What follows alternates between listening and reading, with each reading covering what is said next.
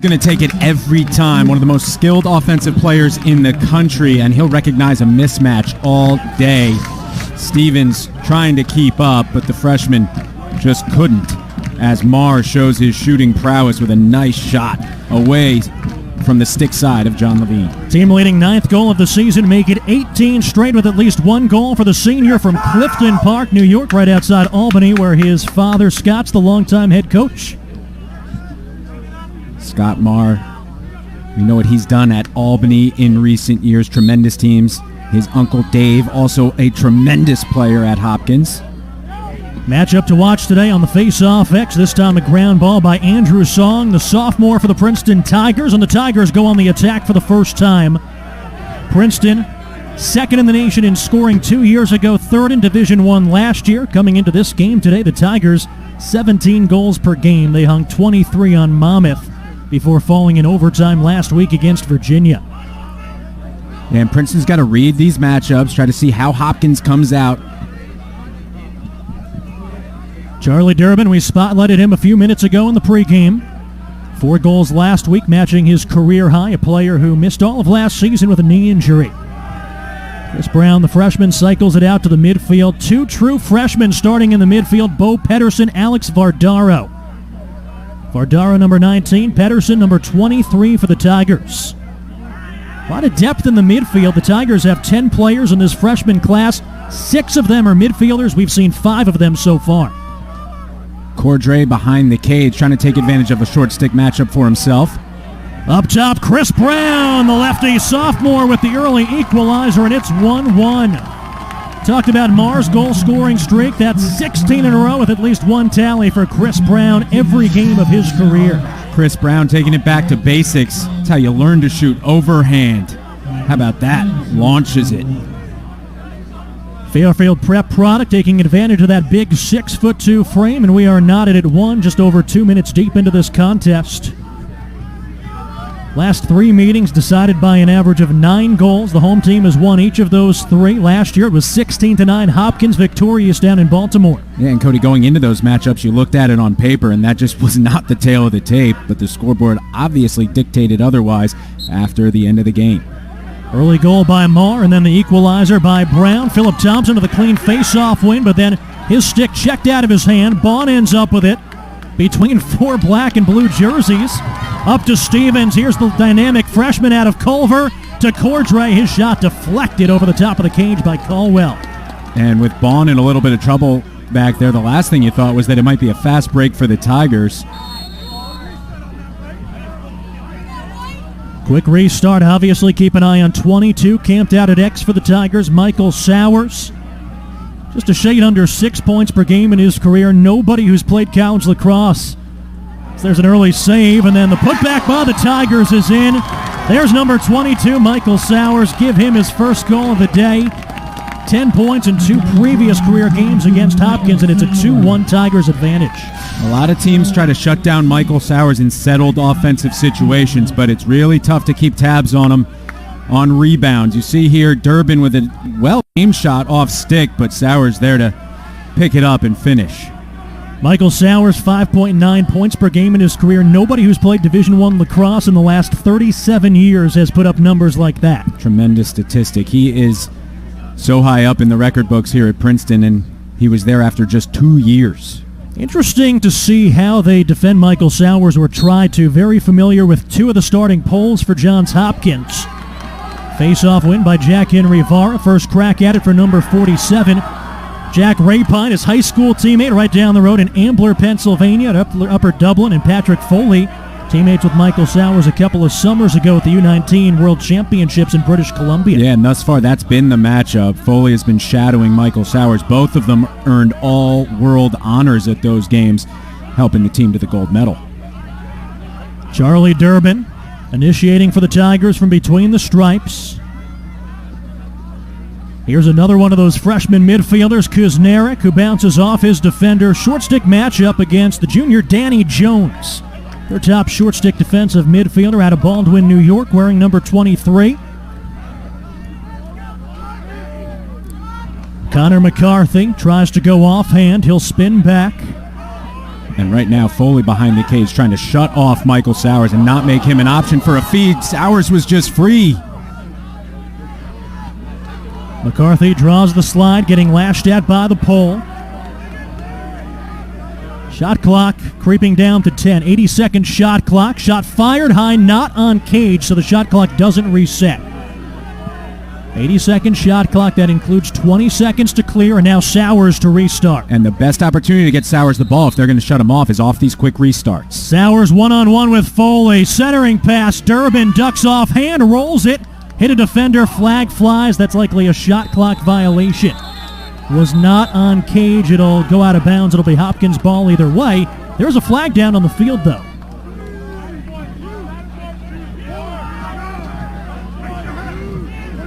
So we'll get a slash on Hopkins. Looks like it'll be Robert Kuhn out of Moorestown, New Jersey, and South Jersey.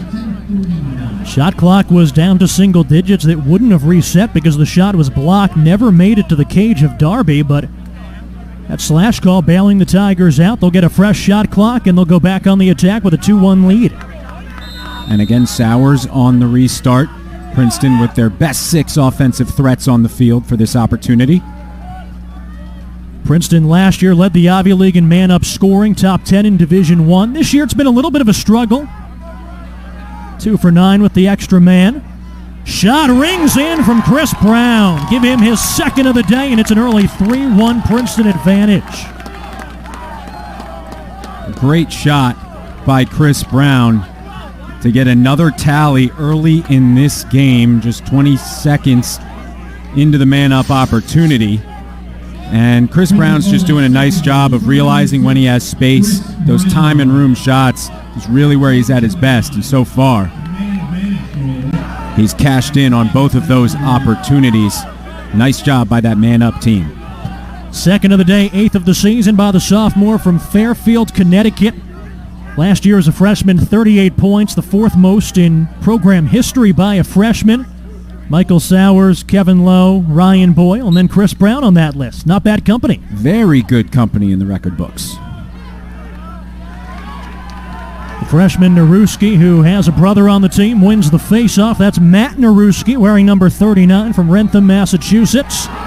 As it jousted free by the Tigers, that was Vara, their face-off man, but Naruski maintains the handle, gets it back to Marr, and now Hopkins will have a settled possession 5 minutes deep into the game. And you talked about Epstein, very highly touted recruit, but this matchup with George Bond, both of them are going to have their hands full. Just such talented players going head-to-head here today. A good crowd at Sherrod Field today as well. Second midfield line out there, Tate Gattoni, the freshman from Ontario, out there with Brett Baskin.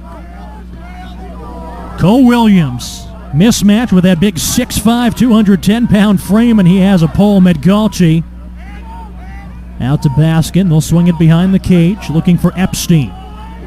6 goals, 6 assists, a team-high 12 points so far for the freshman.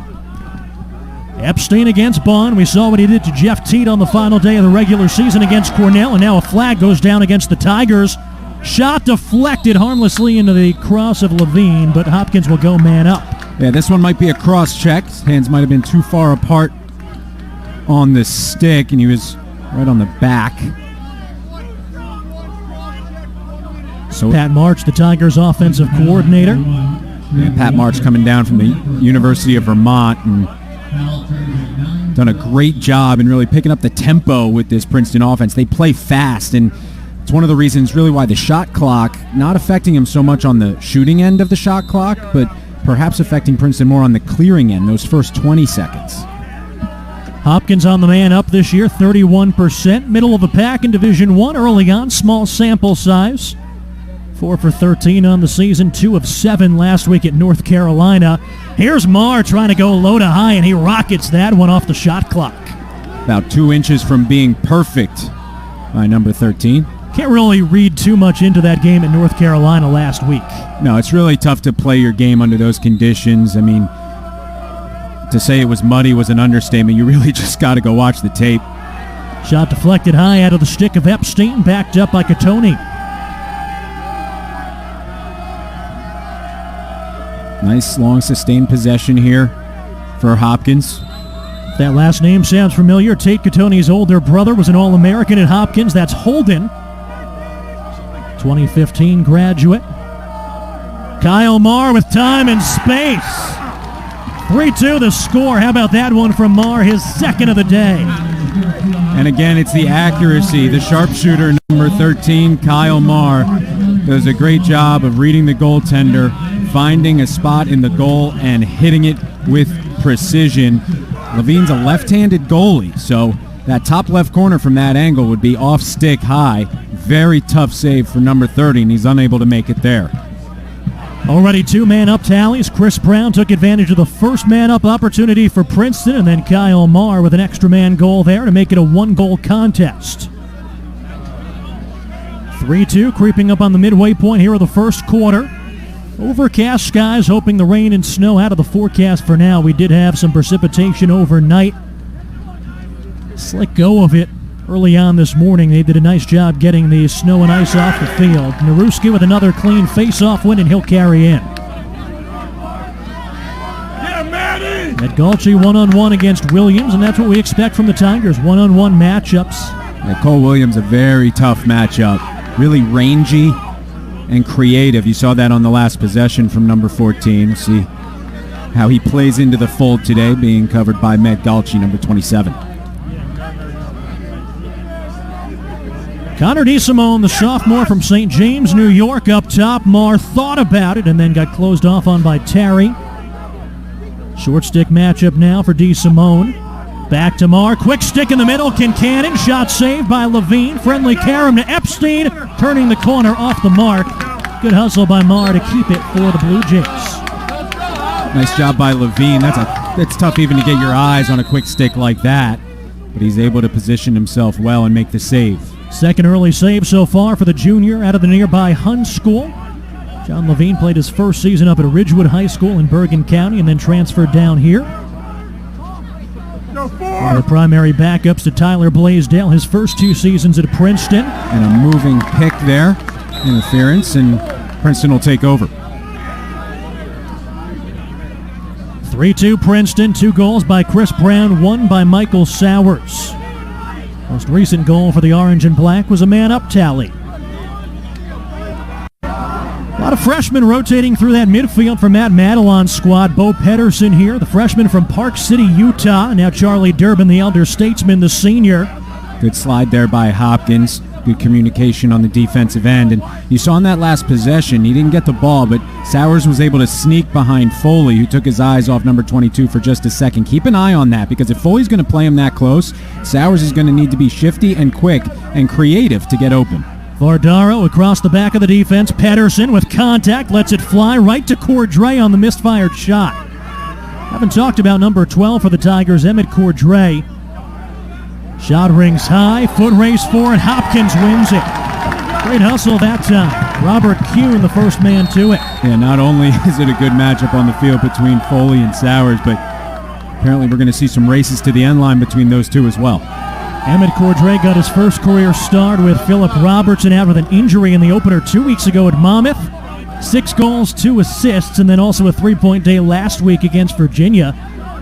So kind of taking over as that third attack spot alongside Brown and Sowers. Philip Robertson, remember, led the nation in shooting percentage last year. Hasn't stepped on the field yet for the Tigers. Yeah, we'll see if he's really part of the fold today. If Robertson can make an impact, because he's a tremendous talent. Shot rings wide, backed up by Williams. Philip Robertson is down there on the Princeton sideline. Number 11 is dressed today. Jack Keogh at X, playing catch with Williams. Short stick matchup, Williams, top of the box. Here's Baskin, lets it fly, and we are tied at 3. Third straight game with a goal for the sophomore out of Plymouth Meeting, Pennsylvania. 3-3 the score.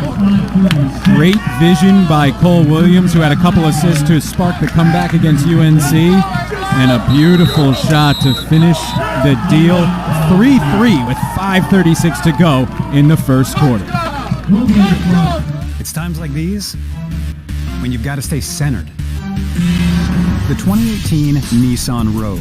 With available Pro Pilot Assist, that can help keep you centered in your lane. Experience it only at your local Nissan store. Now the most exciting tech you own is in your driveway. Get to Nissan, proud supporter of college athletics. Whoever said that the shortest distance between 2 points is a straight line never said anything about the quality of the ride. With Suburban Transit Coach USA, you can charter a luxury motor coach for all of your special occasions. From your wedding day to corporate events, sightseeing, trips to the casino, sporting events, and concerts. Enjoy free amenities on board, things like Wi-Fi, restrooms, and movies. So to book your charter anywhere in the U.S. or Canada, just contact our sales office today. Where do you make your memories? The detours and U-turns as the world whips by. Your car, your home, they're where life happens. They're personal. The insurance that protects them should be too. That's why for over a century, NJM has been here protecting the things worth remembering. Because your home, your car, they aren't just things. They're yours. And this isn't just insurance. It's NJM. You know, there are a lot of choices for watches out there today. I built this company for myself because I wanted a high quality, elegant timepiece at a fair price with just my alma mater's logo on it. All of our components come from Switzerland. We have an open back case so you can see the movement. We only use Sellita movements just like the big boys, and we have them assembled right in La Chaux de Fonds, in the watch capital of the world. You don't need a watch to tell time anymore, but this is a subtle reminder of some of the best days of your life. All even at 3 here late in the first quarter. This one pretty much all even by any metric you look at it. 2 goals by Kyle Marr, 2 goals by Chris Brown for the Tigers. Dave Petramala, 19th season as the head coach of his alma mater, 2 wins shy of 200 for his career. And Dave Petramala, I'd say along with Bill Tierney, probably the most recognizable name in Division I lacrosse among active coaches.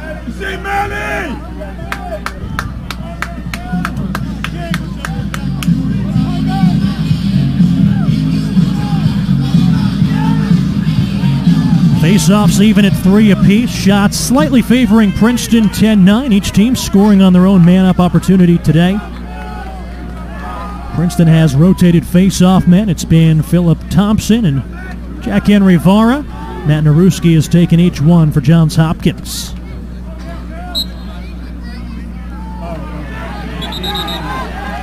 Below it dead, a hold on Princeton, so possession awarded to the Blue Jays. And so far, the Blue Jays have been in a good rhythm offensively. We talked about all the weapons they have, including 14 Cole Williams, who's truly been dynamic early, along with Kyle Marr with those 2 early goals as well. Kincannon passes it off. Kincannon, almost the forgotten member of the midfield, only 1 point through 3 games, but 18 points last year as a junior. Ball knocked down to the turf, and then a 3-car pile up. Stays with the Blue Jays. DeSimone trying to carry center. His pass through traffic gets its way to Epstein, and a point-blank save by Levine. Interesting series there, and a big play by the junior netminder. Best of the day, maybe best of the season thus far by John Levine. What a save on the doorstep. Every bounce that could have gone Hopkins' way did on that possession, and Levine slammed the door. Now Princeton will try to clear. Offsides by Princeton. Blue Jays take over very quickly. Low to high, Marr bidding for the early hat trick, diving ahead and getting it for the Tigers is Bond. Good awareness by George Bond of recognizing that Hopkins had no one close to that ball going out of bounds. He wins the race. Something we haven't talked about, the clearing game. Princeton 17 of 19 in the opener against Monmouth. They had 6 failed clears last week against Virginia. 20 seconds to get it across midfield as part of that 80-second shot clock. And Virginia definitely takes pride in their ride. And Lars Tiffany, we caught up with him last week before the Virginia game, and he said the ride is back in lacrosse because you only have 20 seconds to clear the ball. 2 fresh faces out there for the Tigers. Jamie Atkinson, number 25. Luke Crimmins, number 31. Crimmins came on big late last season for Princeton. Crimmins' first shot of the season, scoop save by Darby. And then the pass over top of the defense, complete to Rapine in transition. The pull and another bouncing save by Levine. Quick reflexes by number 30 in the goal. What a great job of getting low to stop that shot from a 6-foot pole. That's really hard to track out of the stick. Hopkins, 3 transition goals by defensive players last week in that 1-goal win on that muddy track at Chapel Hill. Rapine was bidding for his first of the season. Would have been the first of his career. This is his 36th game. This is an experienced defense for Hopkins. It really is, and we've seen the communication already and the scheme as well, mainly anchored by the strategy to shut off Michael Sowers, who is in the crease right now. So again, Princeton's going to have to get creative, maybe set some picks inside to free up number 22. Durbin with a head of steam behind his man. Jump shot, kick save Darby. Not sure he ever saw it. Stays with the Tigers and Connor McCarthy as they settle it down. And smart for Connor McCarthy to slow it down, especially since the shot clock reset with a shot on goal. Sauer shaking behind the cage. Comes above goal line extended and back out to Brown. Now McCarthy. Roll dodge from McCarthy. Goes right, now left. Cordray feeding center. Durbin. Rapine closes down in that shooting lane. And let's not forget, Hopkins has already faced Loyola and Pat Spencer. So now facing Michael Sowers, so probably have already faced 2 of the best players in the nation at that position. 2 of the best players, almost identical point per game stats over their career, but 2 players, very different builds, very different games. McCarthy would have had about 5 yards of open real estate. Can't connect on that pass, but he'll scoop it up with 30 seconds on the shot clock. Plenty of time for Princeton to operate. Chris Brown handling now. He has the 2 early goals, the hot hand. Pat Spencer bigger than Sowers. Michael Sowers just 5'8", 165, but nearly 6 points a game in his career.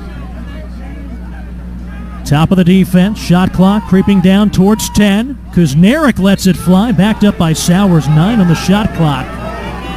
So Kuzniak not deterred, 0 for 12 shooting in his career, but he's had some good looks. See if Sowers can get there himself or if somebody can free themselves in the crease. Sowers 5 on the shot clock, airmails the pass over Brown, and the Tigers turn it over. Good defensive stand by the Blue Jays. Really was a really good sequence there for the Blue Jay defense, and Foley is doing a tremendous job on Michael Sowers. Starting it off with their pole, Rapine.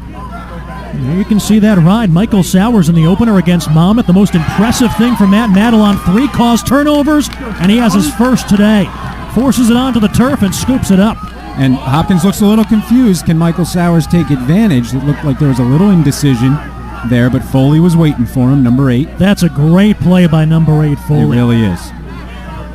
Recognizing that there might have been a little miscommunication, perhaps some confusion, stand your ground, stay between one of the best players in the nation and the goal. Tigers can hold for the final shot. About a 3-second difference between the shot and the game clock here in the final minute of the first quarter. It was 3-1 Princeton, and then 2 straight goals by Johns Hopkins. Pair of goals today by Marr and 2 for Chris Brown for Princeton. Emmett Cordray holding. Danny Jones, their top short stick defensive midfielder, giving him about 5 yards of open space. 30 seconds to go. Tigers have something drawn up. Now Cordray switching with Sowers. And look at this game behind the cage between Sowers and Foley. Cordray trying to lower his shoulder, lost the ball, 10 seconds to go. Hopkins up ahead, airmailed the pass over Caldwell, finds its way to Epstein. Scooped up by Terry for the Tigers in the first quarter. Comes to an end with a little bit of extracurriculars. Tigers want a whistle. Owen McManus, the freshman defensive midfielder, lowering the shoulder on Terry. We expected this one to be played evenly. 3-3 to score at the end of 15 minutes. Back after this from the Garden State. This is the Ivy League on ESPN.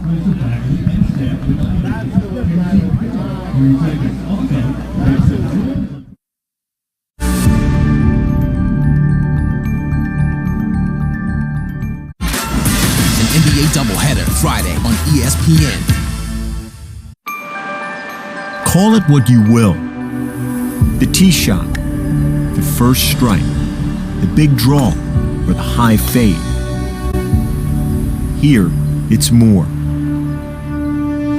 The determination of a legend, the ambition of an amateur, push of the contender, and the will of the champion.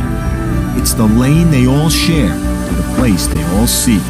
All part of the drive at the Masters.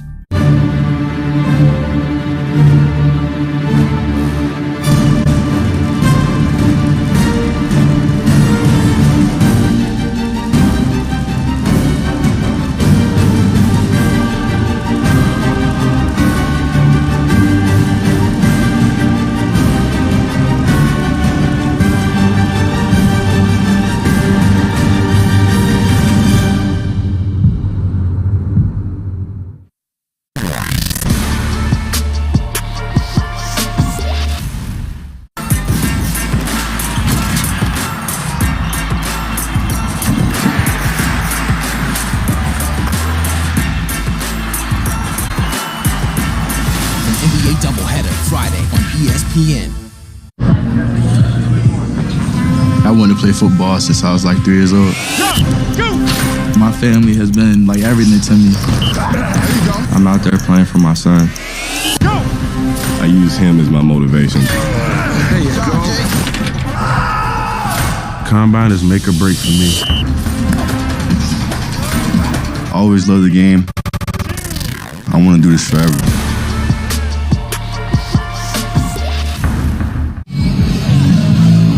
89th all-time meeting between the Princeton Tigers and the Johns Hopkins Blue Jays. Cody Crushell, Dave Giancola with you for the start of the second quarter. 2 goals today by Kyle Marr for the Blue Jays, 2 goals by Chris Brown for the Tigers. We found him, Dave. Dave Petromall, 19th season as the Blue Jays head coach, 2 wins shy of 200. His first career game as the head coach of his alma mater back here, 2001. It was an 8-4 loss for the Blue Jays. Also Ryan Boyle's debut for the Tigers. Yeah, the start of 2 very important eras in both teams' history. Let's go! Hopkins has won 4 of 7 faceoffs today. The Tigers have their 3rd faceoff man, Charlie Durbin, out there. Number 5 can do a little bit of everything for the Tigers. Came in as a faceoff man, hasn't taken a ton over the past few seasons.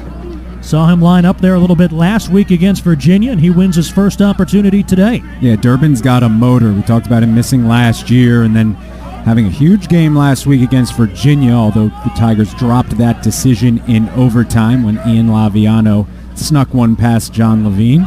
4th of the day for Laviano. He's tormented the Tigers the last 2 years. Crimmins attacking from X, turning the corner, hits the deck, That's going to go tosses the other it way. out, and great hustle by the Blue Jays. Jack Rapine laying out to get there. Such an underrated part of the game. If you can win that race as the defensive team, you get your turnover. One area where the Blue Jays have struggled a little bit, and that's been a surprise to their head coach, has been on defense. That starting close defense back intact. Rapine, Foley, and Caldwell, a combined 92 career starts. Figure they'd have some growing pains on the offensive end. Only 1 senior with the starting unit, and that's Marr. And then in the midfield, a little bit of turnover, a new goalie, new face-off man. And veteran leadership on the defensive end, so important this year especially, adapting to those new rules and how to play defense against the shot clock. Kyle Marr, 2 goals today, 18 straight games with at least 1 goal for the senior from upstate New York. Midway through the shot clock, trying to lower his shoulder. Slings it over the crossbar, backed up by Epstein, the freshman. Joey Epstein, number 32, inside lacrosse's number 1 overall recruit. The first attackman to start the season opener for Hopkins since 2002. It's just tremendous to be able to come in and make an impact that early for such a great program who's just stacked top to bottom on that roster. Tough angle that time, turning the corner by Jack Keogh, a second-line midfielder. Cole Williams, all 6'5" of them, back there on the end line in the restart. David Sturt's out there today for the Tigers, 48. Turning the corner, and Williams gives the Blue Jays the lead back. 3rd of the season for the junior from Marriottsville, Maryland. Cole Williams is 6'5". A lacrosse goal is 6 feet, and he put it right about 5'11". Beautiful shot by number 14 going top shelf. That's a mismatch. I don't know who you put on him. 6'5", 210, 4 goals last year, and that 16-9 Hopkins victory over the Tigers. He has his first today. And last week you saw A couple assists from him against UNC, and that height is also an advantage there because quite literally he can see over the defense.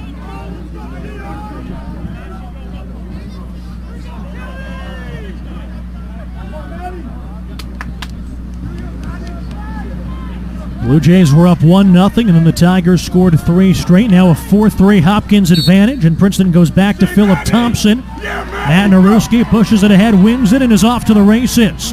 Naruski, a bouncer, sticked aside, diving Bond, and it'll be Princeton possession. High risk, high reward on those face-offs. Trying to take him to the house yourself. Naruski was bidding for his first career goal. A lot of defensemen winning the races to the end line early in this one. Oh, and that's Arendt trying to find Song and just put it behind him. Going to say both coaches have to be pleased with the defensive effort today. Defensive effort inside those restraining boxes, the close defense, excellent. Hopkins up by a goal on the road. 4 out of the first 5 here in 2019 away from Homewood Field, which means they have a backloaded home slate when the weather's a little nicer. Already played Loyola, and they go on the road to Syracuse next week. Forey Smith returns the favor, tosses it out of bounds over the head of Marr. Schedule, they open up at Towson, and we saw what Towson can do this week, taking down the number 1 team in the country, Loyola. Second game this year for the Blue Jays against Loyola, and then last week got a little bit of a breather taking on North Carolina. Tough to call UNC a breather, but that's the reality when you look top to bottom at the Johns Hopkins schedule. And, you know, they have really tough out-of-conference play and then enter arguably the toughest in-conference schedule with the Big Ten. Tigers down by a goal. Connor McCarthy back out there. Durbin in the midfield as well, and Kuzniak, the freshman. And Madelon planning on using Charlie Durbin pretty much every shift, just like he did with Austin Sims last year and Zach Currier the year before. And then you mix and match around number 5. Connor McCarthy. 3.5 minutes gone by in the second quarter. It was a 3-3 game after 15 minutes. Here's Cordray. Top of the box, Durbin, and an early save by Derby. Foot race for it. As Darby knocks it aside. Bodies pile up in the corner, and it's Durbin winning it. It'll stay with the Tigers. It's a tough one to call. 4 players almost in the identical spot. Exactly, Cody. Tend to lean towards the offense on that one. Michael Sowers, first time he's touched the ball on this possession, matched up against Foley, the senior. Foley 6'1", Sowers 5'8". Trying to roll, dodge, his shot, tough angle, sticked aside by Darby. Michael Sowers, teammates on the under-19 national team back in the summer of 2016 with Patrick Foley, who's actually a year older than Michael Sowers. Sowers, one of the youngest players on that team. Also high school teammates at Upper Dublin with Jack Rapine. Here's Sowers ducking under, hits the deck, gets hit from behind, and a flag's going to fly. Another one comes in, and a free possession for the Tigers. That may be a hit up high on Sowers. Well, before he went to the turf, I thought he got caught under the chin. I'm not sure which one they called. Nice shot by Durbin going high. 4-4 on the tally by number 5 in the orange and black. Let's see what the flags are for. I believe they're going to call it as to when Sowers hit the turf. The Princeton coaching staff is calling for a non-releasable penalty to be called. We'll get the call at the scorer's table. Looks like Sowers did take some contact to the head, but he's also 5'8" and was on his way down to the turf, so that's a tough call. 7th goal of the year for Charlie Durbin. First of the day after he had 4 last week. So 1 high hit, but they did not call non-releasable, so if there's a goal, this penalty will release.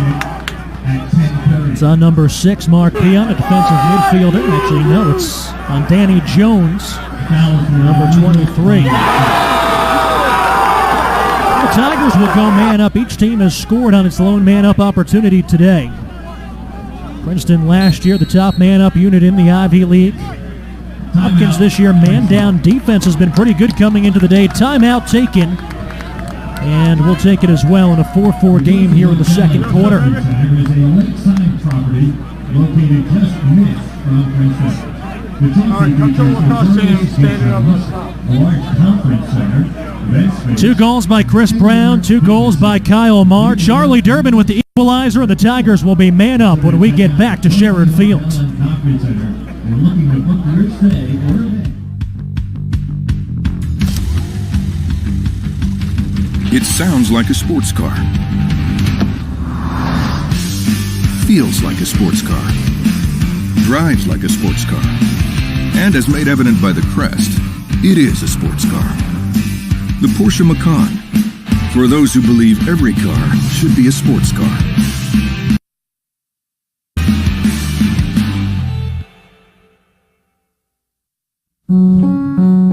Where do you make your memories? The detours and U-turns as the world whips by. Your car, your home, they're where life happens. They're personal. The insurance that protects them should be too. That's why for over a century, NJM has been here protecting the things worth remembering. Because your home, your car, they aren't just things. They're yours. And this isn't just insurance. It's NJM. Insurance fraud costs taxpayers $80 billion a year. Let's make sure fraud doesn't pay. Report it, end it. Go to njinsurancefraud.org. Brought to you by the State of New Jersey Office of the Attorney General. Palmer Stadium, the longtime home of Princeton football, 82 years from 1914 to 1996. Why are we bringing it up? Well, the Tigers have played 2 lacrosse games, or they did play 2 lacrosse games there. One against Virginia, one against Johns Hopkins. That was the NCAA quarterfinal in 1994. Princeton won it 12-11 in overtime en route to their second national title under Bill Tierney. The other game was a 1995 regular season meeting against Virginia, but more recently, 1952 Stadium Sherrod Field, the modern-day home of Princeton men's lacrosse, men's and women's lacrosse. Some quarterfinals have been hosted over at the new Princeton Stadium, which sits right on that same plot of land. 4-4 the score. 4.5 minutes deep into the second quarter, and the Tigers will go man up thanks to that hit to the head penalty, high hit on Danny Jones. 1 minute penalty, so the Tigers man up for the second time. It is not a non-releasable penalty. I guess that would make it a releasable penalty. It would. If a goal is scored, Jones or anyone on Hopkins can re-enter the field for 6-on-6. The Tigers have Charlie Durbin out there taking his second face-off of the day. Durbin coming into the day, not a ton of success in his career on the draw. Just 36% this time. Naruski wins it cleanly. His pass knife down. Durbin diving on it, whistle and a push. Penalty goes, or possession rather, goes to the Blue Jays. Yeah, Durbin draws the push, and look who's out there. Philip Robertson restarts with the ball. Philip Robertson again led NCAA Division I lacrosse in shooting percentage last year. Emmett Cordray got the start against Monmouth and had such a great game. You kind of had to ride the hot hand and give Cordray a couple starts, but 11 back out on the field now. Pass was knocked down, and then Atkinson held off his man, and the Tigers were able to scoop it up. Philip Robertson last year, 33 goals, 36 points. Shot just a shade under 64%. Brown feeding Sowers down low. They've moved Sowers all around. Here's Atkinson. He steps into it and bounces it wide. And Robertson was actually camping out on the crease there. He might have had an open opportunity, so keep an eye on number 11, trying to be sneaky towards the crease. Robertson last year, 33 goals on 52 shots. Not a good situation here for the Blue Jays. Sowers has him hung up at X. This is where Sowers is at his best, because not only does he have the vision to feed, but if Hopkins commits, his feet are so quick that he can beat them around the cage. Foley camped out behind his netminder, Darby. Shot clock down to 10. Sowers takes off, trying to roll in. Jump shot, hits the side of the net. Darby able to scoop it up. Wouldn't have been a shot on goal, even though it technically hit the netting. That's correct. Hit the side of the goal as Foley looks to clear. Nice pass there, but good ride there by Princeton, but they're going to get called for a push. I think that was McCarthy along the far sideline, the guilty party. McCarthy scoops it up, and now the Blue Jays go man up. say it's either a push or a hold. It was on the far side, didn't get the greatest look live.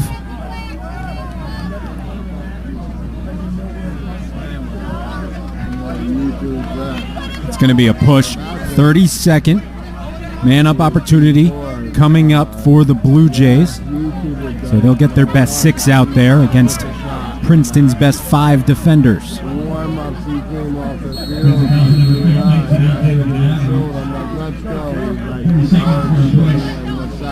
Hopkins scored on its first man-up opportunity. Blue Jays looking to regain the lead. Marr, quick stick inside through traffic, ball down on the turf. Corey Smith, number 4, had a beat on it. It's Marr coming out with it. His shot deflected, but not before a timeout's taken. Nice. It's a play there by the veteran head coach Dave Petramala. Yeah, good timeout by Coach Petramala there, trying to preserve possession with 9 seconds left on the man-up, and they'll head to the whiteboard or the chalkboard, whatever they're using down there, to draw up their best X's and O's. Dave Petramala not only familiar with Princeton because these teams play just about every year in the regular season, but also familiar with Princeton from his time as a head coach in the Ivy League before returning to his alma mater as their head coach back in 2001. 3 successful, mostly successful seasons up in Ithaca, leading the ship for Cornell. Yeah, and Petramala is just so synonymous with Hopkins lacrosse and their illustrious lacrosse history that a lot of folks forget that he did have another head coaching post up in Ithaca. Speaking of Cornell, the top-ranked Ivy League squad, the Big Red, made it to the quarterfinals last year. Of course, Yale ranked 4th this season, the defending national champions. Interesting to see how this shapes out. Top 4 teams qualify for the Ivy League tournament, hosted for the 2nd straight year by Columbia. Interesting because Columbia is the only Ivy League school that doesn't currently sponsor men's lacrosse, but they'll host the men's and women's tournaments in Manhattan. Yeah, nice to see the tournament up in the Big Apple. And here's the Big Ten, and again, arguably the toughest in the nation. You just look at the rankings. 2, 9, 5, 18. Rutgers 2 years ago made it up to number 1 in the nation. They were ranked earlier this year. Michigan can beat anybody, and Penn State, one of the toughest teams in the nation. It's a gauntlet. 4 ranked teams. Rutgers opened the season ranked, crept towards the top 10, and the one team that's still trying to find its footing, Michigan, a relative upstart compared to the rest of Division I.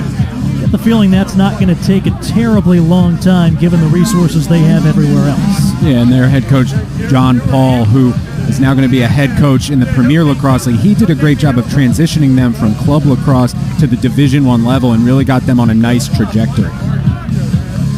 4-4 the score coming out of the Hopkins timeout. 9 seconds left on the man up for the Blue Jays. Penalty on Connor McCarthy.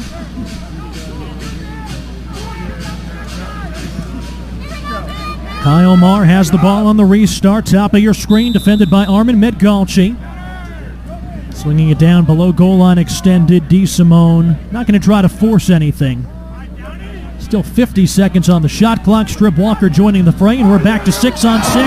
How about that by John Levine right on the doorstep? Highway robbery, took it out of the stick of Tate Catoni. John Levine's having himself a day thus far, and Princeton needs him to in a tightly contested matchup like this one. One of the question marks for the Tigers this season, the 2 big ones.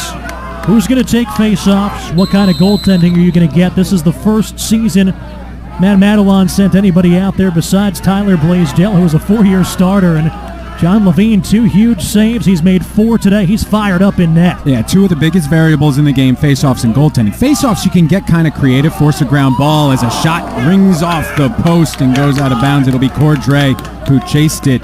But face-offs, you can get creative, Cody. Maybe play for the ground ball for the 50-50. But goalies can't get too creative. One guy's got to step up and make plays. Instead of 4 saves, that's actually 5 saves this afternoon for Levine, the junior. Sowers above goal line extended, sets up Durbin, and the Tigers go back on top. He had 4 last week. That's number 2 this afternoon for number 5 for Princeton. Well, Cody, we highlighted him early in the game for a reason, because he has the opportunity to be a real playmaker for the Princeton Tigers. And number 5, now 6 goals in a game and a half. The last game and a half for the Tigers, and 8th goal of the year Great job by the senior out of Massachusetts. Prepped at the Belmont Hill School just outside Boston. We've also seen him take some face-offs today, although now the Tigers go back to Jack Henry Vara. Matched up against Matt Naruski, who's taken every face-off the last 2 weeks for Johns Hopkins. 5-4 Tigers in kind of what we expected, a back-and-forth contest early on. A lot of clean face-off wins today for number 39 for the Blue Jays. And if the Blue Jays are winning them clean, perhaps Princeton does try to force the ground ball. Another low save by Levine, but the putback good by the Blue Jays, and we are tied. Evan Zinn. Haven't seen a lot of number 29 for the Blue Jays this season, but he knots us up at 5. 6'3", 200 pounds, a freshman on the rebound. It was a nice save by Levine to start, but too much, too soon. The rebound comes quickly, and Zinn puts it away. Zinn out of Westport, Connecticut, Staples High School, and for Zinn, that's his first career goal. He'd have an assist in that season-opening loss at Towson back on February 9th. Another top 100 recruit, a lot of them up and down this Johns Hopkins roster. 5-5 the score. You know, Hopkins just has that illustrious history. It's just a household name in the sport of lacrosse. So, you know, these highly touted recruits, when they start getting looked at by Hopkins, that name just jumps off the page. Durbin taking the face-off upright, trying to tie up a new face-off man, Kyle Prouty. Possession awarded to the Blue Jays. Hopkins a chance to tilt the seesaw, go back on top, bounce pass. Cole Williams able to handle it in the corner. Williams against Medgalchi. Cole Williams does a lot of playing with that offhand, and I'm sure the Princeton coaches might be looking for a award at some point. 2 southpaws, 2 lefties on that Hopkins attack. Williams is 6'5", Kyle Marr is 5'11". Here's Alex Kincannon. He stands 5'5", out of Syosset, New York. Epstein, the freshman, airmails it towards the sideline and out of bounds. A Johns Hopkins turnover. And Bond will bring it in, number 17 for the Tigers on the far side of the field. And again, part of the rule changes, it's an 80-second shot clock, but those first 20 seconds you have to clear the ball. 20 seconds to cross midfield. Aaron Roberts, the fifth-year Pole, back to his netminder Levine. 10 seconds to clear. Near side, Stevens. He's been a huge factor for the Tigers the last 2 weeks. Haven't called his name a ton today, but he helps with the clear.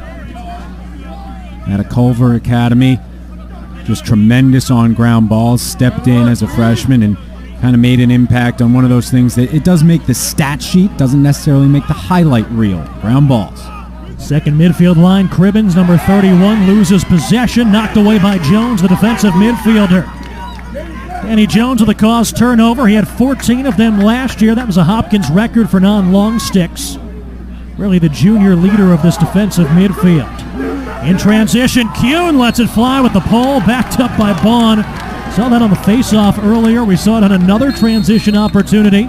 Hopkins one and done, but certainly not afraid to let it fly. And again, great awareness by both defenses today on the chase. On the miss. We've seen a lot of defensive wins on those races as Cordray handles in the far alley for the Tigers. Kuhn already has 2 goals this season. That was his second shot attempt this afternoon. 5-5 the score, creeping up on 5 minutes to go in the first half. The last 3 meetings have been lopsided wins by the home team. We get the feeling that's not going to happen today.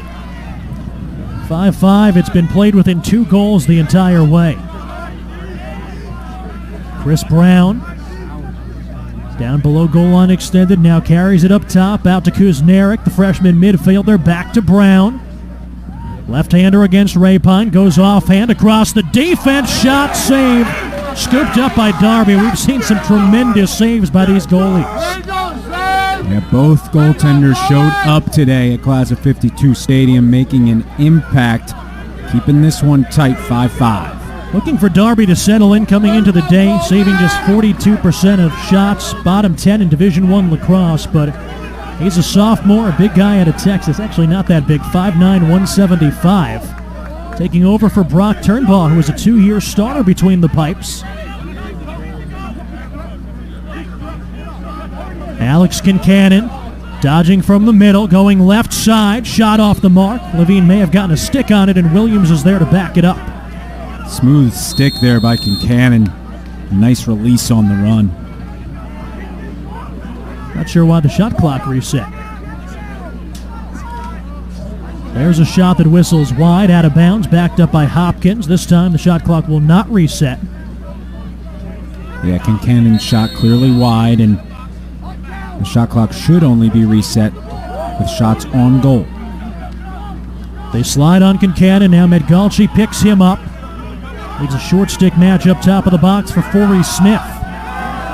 Here's Williams on a short stick. Williams over the top of the defense. Marr bidding for the hat trick, turned aside by Levine again. Yeah, Marr was going off stick on those 2 goals. He had that one on the stick side for Levine, a little bit of an easier save for number 30 today. He's had a lot of tough ones too. Blue Jays right back on the attack. 7 saves today for Levine. Pass out in front. Ball is loose, scooped up by Andrew Song. That was the right look. Cole Williams was open. He just couldn't handle that pass. He was certainly going to get hit in the crease, but could have come down with that one. Song, the sophomore from Canton, Massachusetts. Honorable mention All Ivy League a year ago. And Madelon, as they clear it into the box, takes the timeout. First time out here in the first half by the Princeton Tigers. Handful of rule changes, and we're still trying to kind of figure out exactly how they affect the game. Talked about the shot clock, 80-second shot clock on every possession, including 20 seconds to clear it. They did have a shot clock the past few seasons, but it was a clock on, timer on situation. Yeah, and I think it's a great addition, the shot clock. Obviously, can't hold the ball like you used to when you had a 2-goal lead in the fourth quarter, and you're seeing a lot of teams scoring those 20-goal totals, and you know, some other great changes. They shrunk that substitution box, which maybe has less of a visual impact because you're not seeing it as much as the more visible rule changes between the lines. But the shrinking of the substitution box allows for more transition because you're not subbing off, and you can't, as I said last week, you can't teleport. You can't bring somebody off and then 15 yards down the field, a teammate hops on and cuts off transition. It seemed like an unfair advantage. I like it. And then we're not going to touch that third one unless we have to, that dive. Yeah, it's a tough one to call. The refs are in a tough spot there. They're always bang plays, as the saying goes, and I don't think anything's more true than the fastest game on 2 feet with a dive at the goal. I mean, it's truly hard to call. Tough to interpret it. You can't dive at the goal mouth. Well, what defines the goal mouth? When can you take off? So still trying to sort through that first-year rule. Coming out of the Princeton timeout, 5-5 to score. 2 goals by Durbin and Brown for the Tigers. 2 early goals by Kyle Marr. 18 straight games of the goal for the senior. Dave Petramala talking about Kyle Marr, telling us that his office window overlooks Homewood Field, and there's not a day Monday through Friday that number 13's not out there getting his work in. I love that story from Coach Petramala, because he said, not only can I see what players are putting in extra work, but maybe more importantly, who isn't showing up in their spare time to get shots on cage. So I like that one from Dave. Tougher over here at Princeton, where they play at 52 Stadium, and the lacrosse offices are up in the old tower at Dillon Gym across campus. Out of the timeout, shot, knife down, pass out in front, jump shot by Cordray, saved by Darby, scooped up by Jones. Haven't talked enough about these 2 goalies today, Dave. Levine, the junior, Darby, the sophomore. Both are having just tremendous days, and they're staying active, making all the saves they should make, and a couple that maybe they shouldn't. Some tremendous ones thus far. Caldwell, the defender, trying to clear, carries in, thought about it, but after they clear it in, Dave Petramala takes a timeout. And here comes the strategy, a tightly contested matchup, a veteran coach like Coach Dave Petramala, and in-game adjustments are going to be important for both teams, Cody. We talked about it for Princeton's perspective, trying to free up Michael Sowers, because clearly the strategy from the Blue Jays defense is to put Pat Foley on Sowers and shut him down. So how do you free him up? And then for Hopkins, how do you scheme with all the great players you have on your offense? Who's your go-to? Who's your hot hand? What do you make of this, Dave? You look at the national rankings. It was Yale coming into the season as the number 1 team in both polls, the defending national champions. They suffer an overtime loss to Villanova in their opener for the 2nd straight season. Loyola looks untouchable, and then what happens this past Wednesday? They fall to Towson, the 7th-ranked Tigers, likely to be in the top 5 next week. High Point's knocked off Duke and Virginia, and then goes out and loses to St. John's. Not sure who the best team in college lacrosse is. Well, your original question, what do I make of it? I was going to say, well, I don't make anything of the rankings in February, but it's March, so I have to make something of it now. But everyone can beat everyone, it seems. But, conference play means so much, because if you take care of conference play and win your conference tournament, it doesn't matter if you went 0 outside of your conference. So both of these teams take pride in having tough out-of-conference matchups. Not only does it get you ready for the tough conference schedule, but also in those tough recruiting battles, a lot of it comes down to you can come to these programs and play great teams week in and week out. Other thing we noticed in the top 10, 3 teams representing the Big Ten: Maryland at number 2, Penn State at number 5, and the 9th-ranked Ohio State Buckeyes. Yeah, Penn State came out early. They had one of the first games of Division I lacrosse, and they scored 27 goals, and everyone's like, what, 27 goals? And yeah, that's going to be the effect of the shot clock. You're going to see, tons of shots and tons of goals on certain days, especially if goalies aren't playing great. Most of the stats, dead even shots. Johns Hopkins a 23-22 advantage. 7 saves for John Levine, 6 for his counterpart Ryan Darby.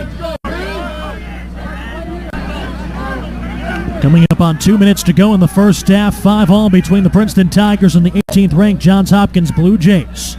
High pass, back of the defense, low to high over the top of the cage by Jack Keogh. Second-line midfielder, a Long Island native out of Manhasset. Converted attackman. Catoni through the defense, intercepted by the Tigers. It's another one of those freshman midfielders. Luke Anderson, number 18, one man clear into Brown. He'll try to curl off to the sideline, and now the Tigers, with under 2 minutes to go, settle it down. Nice job by Anderson as Sowers mishandles the pass. And Foley, again, not giving him much room. He's going to stay within a stick's length all day of Michael Sowers. He's got that 6-foot pole. He's one of the best with it, and we'll see how he approaches this isolation dodge from the corner. 1 goal, 1 assist for number 22 in orange and black. Feed in the middle. Cordray can't get his hands free. Ball is kicked around in front of the cage. Foley has a beat on it, and Foley with a ground ball for Hopkins. 1 minute to go, and they have a chance to take a lead into the half if they can score. And here comes Jones, full head of steam. Nice job there.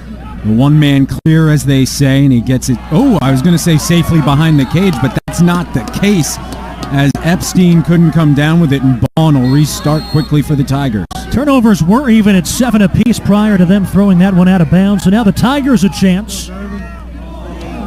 45 seconds to go. Durbin has his stick lashed out of his hand. Ball is on the turf. What a check by Epstein. Epstein, the freshman, on attack. Here's Jones, who had a beat on it. Who's going to get it? Owen Caldwell, the defender, with 30 seconds to go. Owen Caldwell, a great player in the state of New Jersey, out of Westfield. Cole Williams trying to knife his way through. 3 white jerseys converge. Ball down on the carpet. Song has it. 15 seconds for the Tigers. Up ahead, Chris Brown, 2-on-1. Brown dives behind his man. He bounces it wide. Missed opportunity for the Tigers. Had Michael Sowers all alone. And Brown would love to have that one back. I almost wonder if it just didn't come out of his stick the way he intended. It looked like a really steep bounce. Sowers! A little whip in his stick there. Here's Sowers. Sets up Atkinson. Shot at the buzzer to give the Tigers the lead. Haven't seen a lot of Jamie Atkinson the last 2 weeks, and a big goal heading into the break. The sophomore at the buzzer. And if you're Princeton, there's no better way to enter the locker room, especially in such a tightly contested matchup, to snag momentum heading into the locker room. Atkinson, 1 goal last year, the Garden City, New York product, giving the Tigers a 6-5 lead heading into halftime here at home against the 18th-ranked Johns Hopkins Blue Jays. Second career goal for Jamie Atkinson. 6-5 Tigers on top. This one closer than this matchup has been the last 3 years. Fantastic first half by both teams, both goaltenders in particular. The defensive schemes have been, I'd call them intense, Cody. And the offense has answered well. 6-5 Tigers heading into the break. 89th all-time meeting, and this one living up to the billing for two teams that have contended for 15 NCAA crowns. At the half on the buzzer beater in the second quarter by Jimmy Atkinson, it's Princeton 6, Johns Hopkins 5. This kitchen, open concept. It's got a man cave, a home gym. But the only problem, I don't live here because the real estate agent never showed us this place.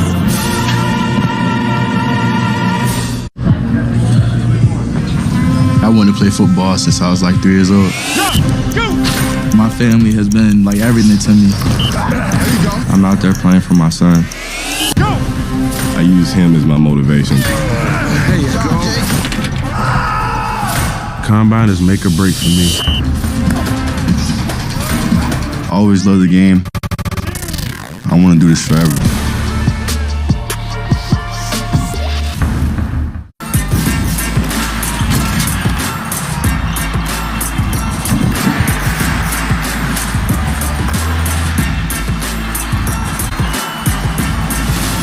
Doubleheader Friday on ESPN.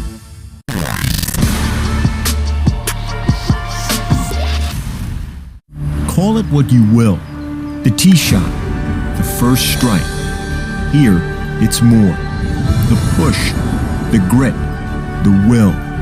All part of the drive at the Masters. An NBA doubleheader Friday on ESPN.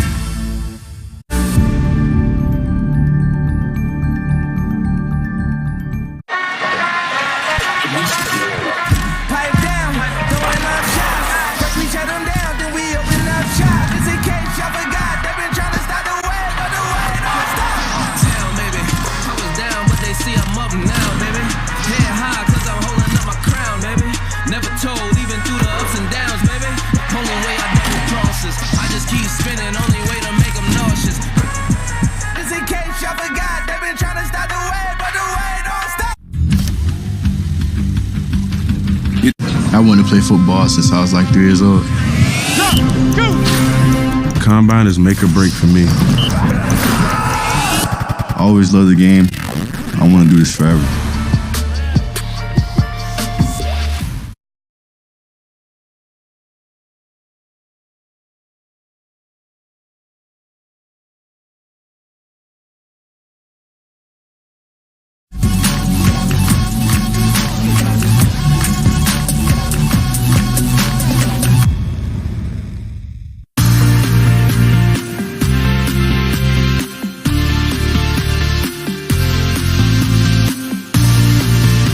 I think he embodies exactly what you want from a student athlete in general. I mean, I think he has all of the key ingredients you want. He's very, very calm, but very serious. You know, he came to Princeton, as most kids do, for the right reasons. My whole family is Mexican, but my grandma's British, and so that's where the ties to the UK come from.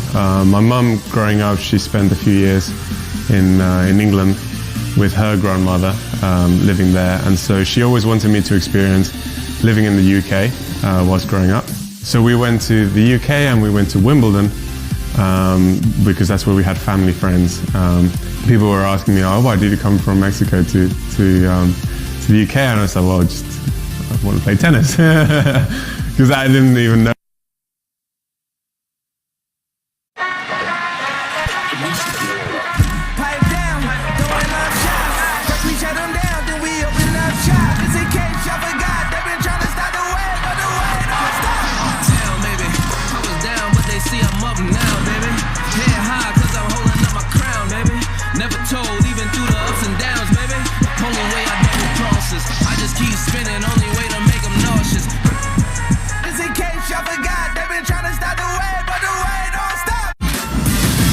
Doubleheader Friday on ESPN. Call it what you will. The tee shot, the first strike. Here, it's more. The push, the grit, the will. All part of the drive at the Masters.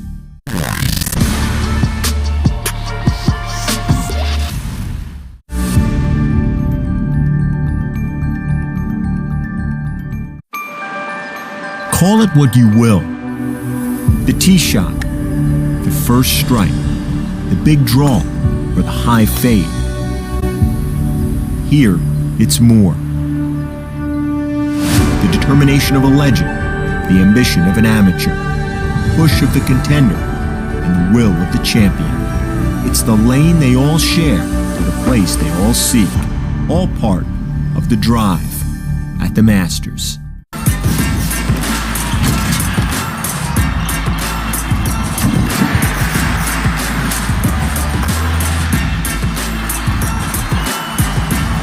An NBA doubleheader Friday on ESPN.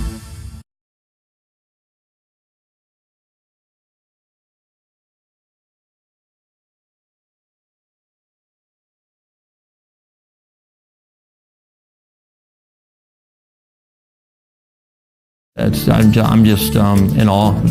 This kitchen, open concept. It's got a man cave, a home gym. But the only problem, I don't live here because a real estate agent never showed us this place.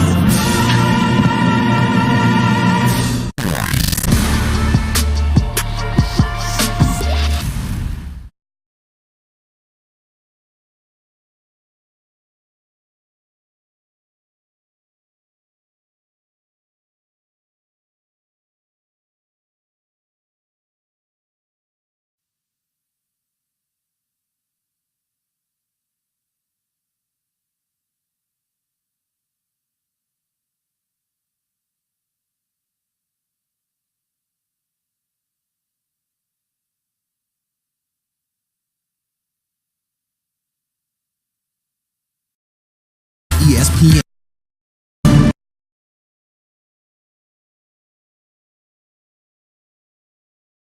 Here, it's more. Rochelle, Dave Giancola welcoming you back out to a soggy, overcast. Playing out as you would expect, unlike the last 3 years where you went in expecting a close game and get exactly the opposite on the back end.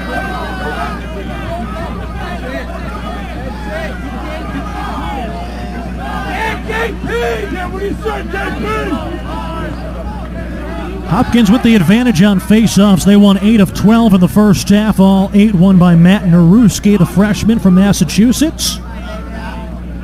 Almost took one to the house at his first shot attempt. This time it's Kyle Prouty who wins it, and he gets immediately upended. Cordray comes away with it. Hopkins wanted to hold on that one, and it may have been. Princeton with possession.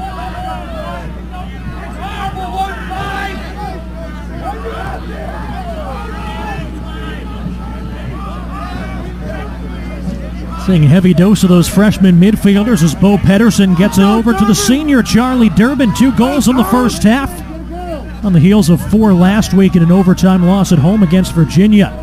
Another freshman for Dara, number 19, goes offhand, turns, shot deflected, stick to side, ground there with the putback, and the Tigers on the second effort. They say he stepped in the crease. So they'll call it off, and Hopkins will waste no time getting the ball back in play as Jones has it at midfield, but the officials will slow things down, and it'll be a clear from midfield on the whistle. Step in the crease, or was that an interference call? It looked like they said he stepped in the crease. Either way, possession goes back to the Blue Jays. 6-5, Princeton on top. Hopkins a chance to bring us back even. Princeton used to games like this. Both of these teams playing 1-goal games last week. That Tigers loss to Virginia saw 7 lead changes. Forey Smith on the run, and John Levine goes off stick hand, and then a pile on top of the ball. It'll be Princeton possession. Another big save by John Levine on the first Hopkins possession in the second half. And Aaron Roberts will get the clear started, and a nice pickup there. Beautiful job there by Bo Pedersen, but he's still in trouble. Woo. Bumper cars. Pedersen bouncing off a trio of Hopkins midfielders and clears it into Chris Brown.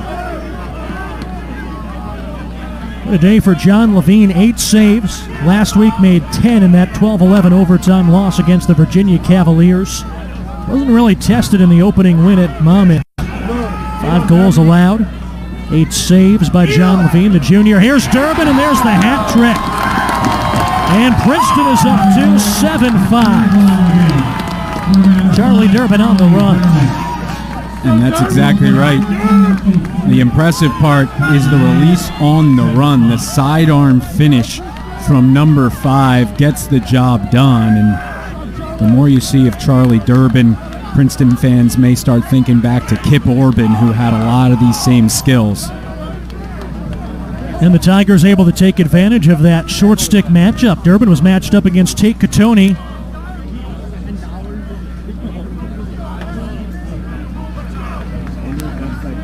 Third goal of the day, second straight hat trick for Charlie Durbin. Last week, 4 goals. That matched his career high from a game 2 years ago against Quinnipiac. Violation on the faceoff.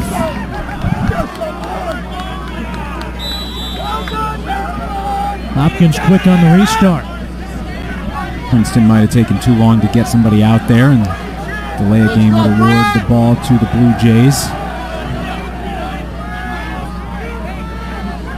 Williams against Medgalchi. That's been the matchup all afternoon. Fights through a screen.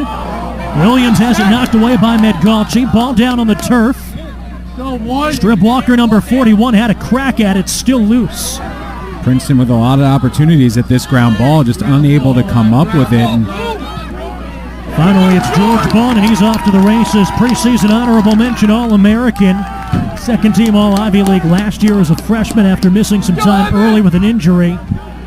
Cordray looked like he was going to shoot for a second. Cordray lets it fly in an easy stick-side save by Darby. And Brett Baskin was draped all over Emmett Cordray and might have just gotten a lift on the stick because that one came out pretty slow out of Cordray's stick. 12 saves today for Ryan Darby, making his 4th career start. He's been in net every game this season for the Blue Jays. Best game probably came in the season opener, at least best game before today. 15 saves in that 17-8 loss against the Tigers.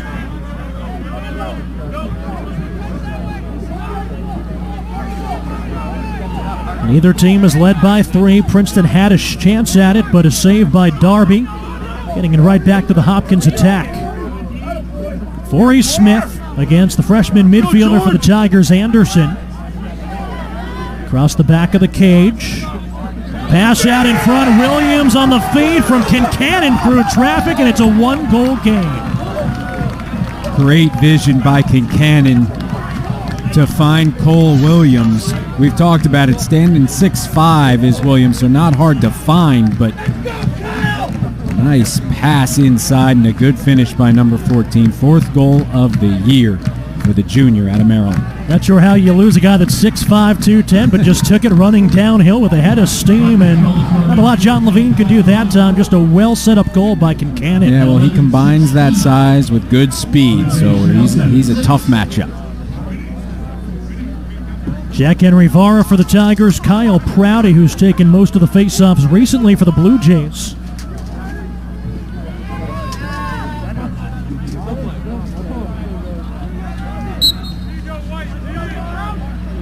And another clean win for the Blue Jays off the face-off, and that's a good formula for stringing some goals back-to-back.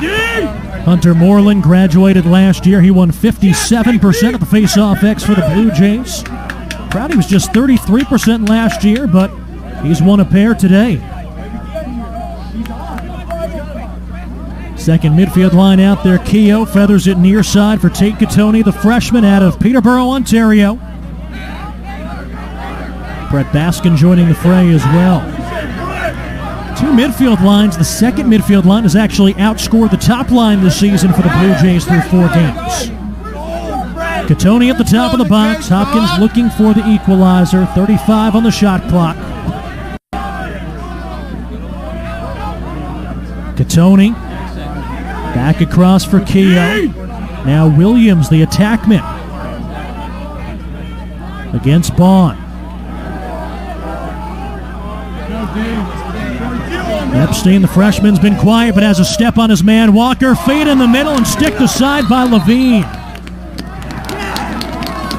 What a save by Levine. Stick to side doesn't do it justice.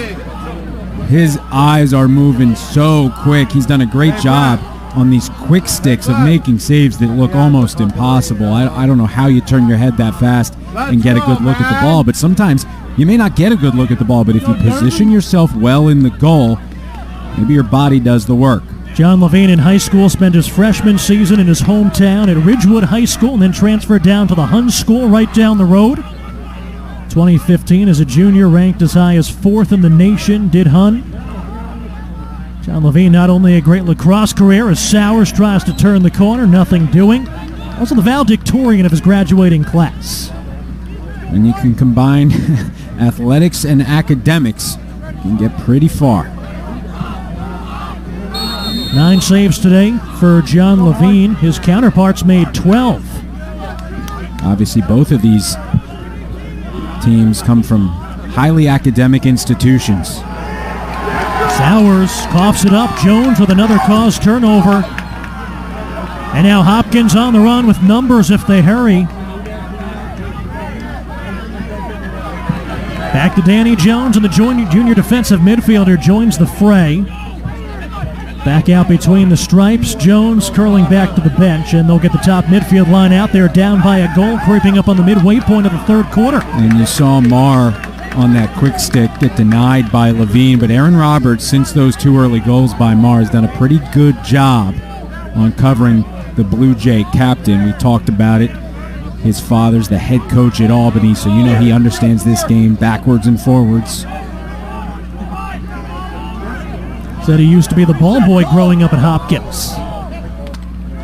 Been around this program for a long time. On the run, DeSimone thought about it, instead out to Williams on the wing, has a step on his man. Here's a shot, and he cuts right behind the defense with a fist pump to tie us at 7. Third of the day by Cole Williams, who came into this one with just 2 on the season. And Cole Williams right now is a matchup nightmare. The size and speed combination causing fits for the Tiger defense. They're doing a really good job on some of the best players on the Blue Jay offense, but Cole Williams really is proving to be a lot to handle. 5th goal of the season. A lot of torque behind that shot from the 6'5 lefty, and you can't let him get on the move with space running right to left. No, and you also can't let him get into a rhythm. 4 goals last year in that 16-9 Hopkins victory over the Tigers. All 4 of those came during that second half run. Most important time of the game. Williams, a lacrosse family. His older brother Kyle, 2013 St. Joseph's graduate.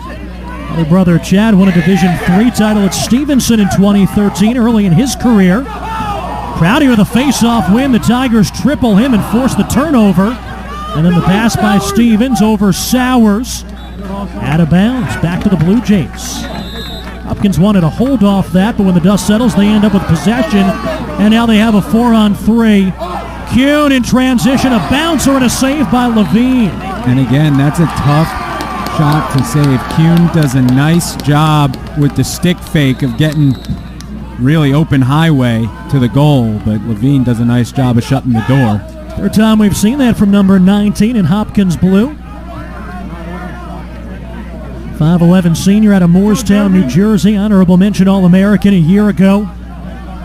Top returning long stick midfielder for the Blue Jays. Here's Chris Brown for the Tigers playing catch with Charlie Durbin, and then Jamie Atkinson will enter the fray after his buzzer beater at the end of the second quarter. But here's Durbin with the isolation up top. Durbin with a hat trick already today, lashed at by the pole Kuhn. Up top, Atkinson lowers his shoulder, goes off hand.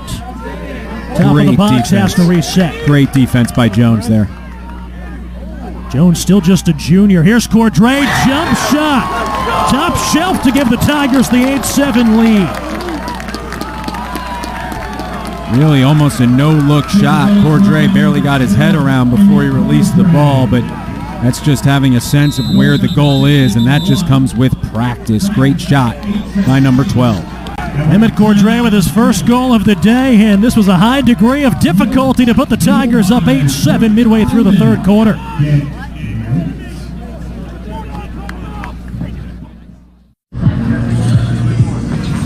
I wanted to play football since I was like 3 years old. My family has been like everything to me. I I'm out there playing for my son. I use him as my motivation. Combine is make or break for me. I always love the game.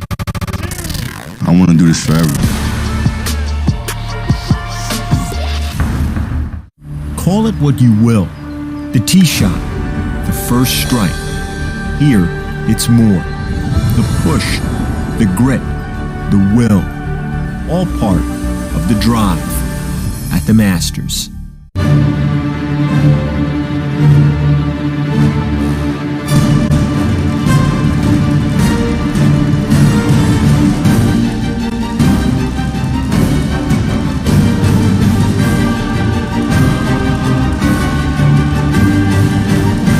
We were tied at 1, we were tied at 3, we were tied at 4, we were tied at 7. Tied no longer thanks to the goal by Emmett Cordray. 8-7 Tigers on top. 6:51 to go, third quarter here at Sherrod Field. Ice on the field earlier this morning. They did a good job clearing it, and we didn't get any sunshine, but not a completely terrible early March Saturday for lacrosse. Good timing for this game. I think we found ourselves in between two storms, and we don't know what's coming later. It's going to be precipitation of some sort. We don't know if it's going to be rain or snow, but nice job here of clearing the field and getting ready for a really good game.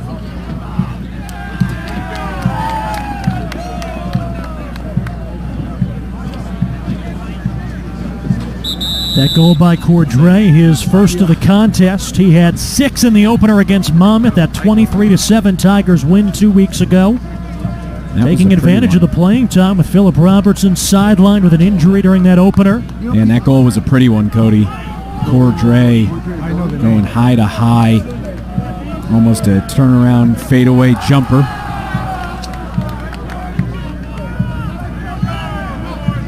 Jack Henry Vara at the face-off X for the Tigers against Kyle Prouty, who's taken over as their face-off specialist here in the second half. Prouty, the sophomore, grew up not far from here, New Egypt, New Jersey. Out of New Egypt High School, Burlington County.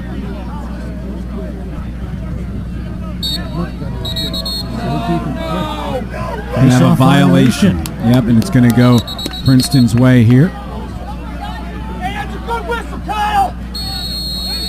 Princeton a step ahead of what the officials would have liked, so they'll make them restart. Durbin out there with a couple of freshmen.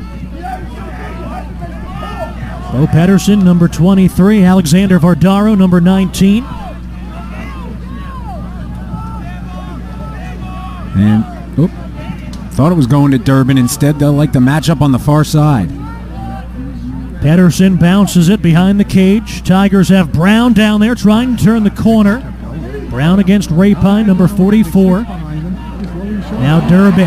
He gets lashed down to the turf, still has it pride free. Coming up from the back line, here's Caldwell. The junior from Westfield, New Jersey, in transition, and now Hopkins can settle it. Yeah, Hopkins wanted a couple holds, and Princeton definitely wanted a call there. Matt Madelon and his offensive coordinator, Pat March, both going over to the near side official with their hands up. Hopkins, though, a chance for the equalizer. We've been tied 4 times already today. Neither team has led by more than 2 at any point. This has been a tight one. Joey Epstein, the freshman, dancing at the top of the box. Over to Catone, a step on his man, Vardaro. Tate Catone, the freshman, swings it behind the box. Kyle Marr's free up top. Marr defended by Terry, the senior pole. On the run, and there's an easy save by Levine. That's the first time he's seen it out of the stick of Williams today. Quick outlet pass, met Galchi, and muscled for it by Williams. 4 Tigers, 3 Blue Jays. Princeton has it. Brown then has it lashed away from behind by Caldwell. Great trail check by Caldwell there to prevent what may have been easy numbers and perhaps an easy goal for the Tigers, but nevertheless Princeton retains possession, and it's Durbin up top with some room. Here's Durbin, step on his man, slings it low, blocked by Caldwell. Hopkins going the other way. Dave Petramala has to be pretty happy with the effort by this defense. In transition, shot, save Levine, springs out of his cage, ball is loose. What a job by Levine today. That's going to be a call. Epstein has it, no flag, and then a very late one comes in from the midfield. flag came from way back. The flag came from way back. I think one official was saying no call, and the flag came from pretty far away. We had one official say it was in the shoulder. Obviously, another one thought it was a penalty, so they grouped up, discussed, and we're going to get the official call here. Each team 1 for 2 on man up today. We're going to call a push, 30-second push. And in case you can't hear that, Tigers faithful, not thrilled. Crowd here today, even on this kind of dreary Saturday. And Madeline looking for an explanation he likes. Call one against Luke Anderson, the freshman midfielder. From here, it looked like that was the call. Hopkins on the season, 5 of 15, 33% with the extra man. This is a 30-second man up for the Blue Jays. Looking for the equalizer here late in the third quarter. George Bond working at the top of the box. Pries it away from the man-up specialist, Chilling. Here's Bond down to Sowers. Great job by George Bond. We talked about his ability to shut down the opposition's best threat. And we saw it really showcased at the highest level last year when he really held Jeff Teat scoreless. And I think Teat only took one shot and Bond scored in that game. And that was really when we realized how good he was. And here's another flag. It's going to be a trip on Hopkins. Sowers picks it up. So this is a free possession here. Free possession, ball on the stick of Michael Sowers. And now here's that one-on-one matchup. Sowers, the junior, Foley, the senior. Tigers still with 35 seconds on the shot clock before the penalty takes effect. And Sowers is surveying the defense, taking his time, picking his spot to initiate his dodge. But Foley, with a very high lacrosse IQ himself, keeping his head on a swivel, looking for any potential screens or picks. 3 points today for Sowers. They've caused 3 turnovers by number 22. Trying to get some space. Shot clock down to 10. Roll dodge inside. Foley gets leveled. Sowers down on the turf. I know he was spinning, but he was hitting the back. No flags down, and now we'll get the slash. Okay.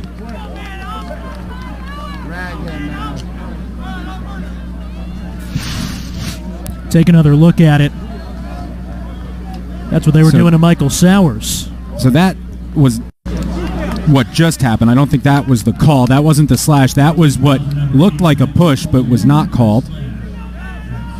But Princeton will go man up for 1 minute. Princeton also 1 for 2 on the man up. A chance to get that 2-goal lead back. We've been tied 5 times. No team has led by more than 2. McCarthy swings it top of the box. Through Atkinson, down low, quick stick, Sowers in the goal. Landed in the crease, but he was pushed in. 9-7 Tigers. Second tally of the day by number 22. Some good tic-tac-toe passing there by Princeton to take advantage of the man-up opportunity, and it's 22, one of the best players in the country, finishing for Princeton. Really a no-look pass. Beautiful X's and O's there as the Tigers cash in. But Hopkins has been winning a lot of faceoffs clean, and no better time than the present, down 2. 4-point day for Michael Sowers, who came into this one with 10 points in 2 career matchups against the Blue Jays. Sowers, 82 points as a freshman 2 years ago. That was a Princeton record, and then last year, 83 points, a new Princeton single-season record. And then the question begs to be asked, can he do it again? Coming into the day, 4th in Division I in points per game, 6.5. Prouty's been huge here in the second half. Another face-off win for the Blue Jays. Hopkins, unsettled situation, and there's Prouty, the face-off man.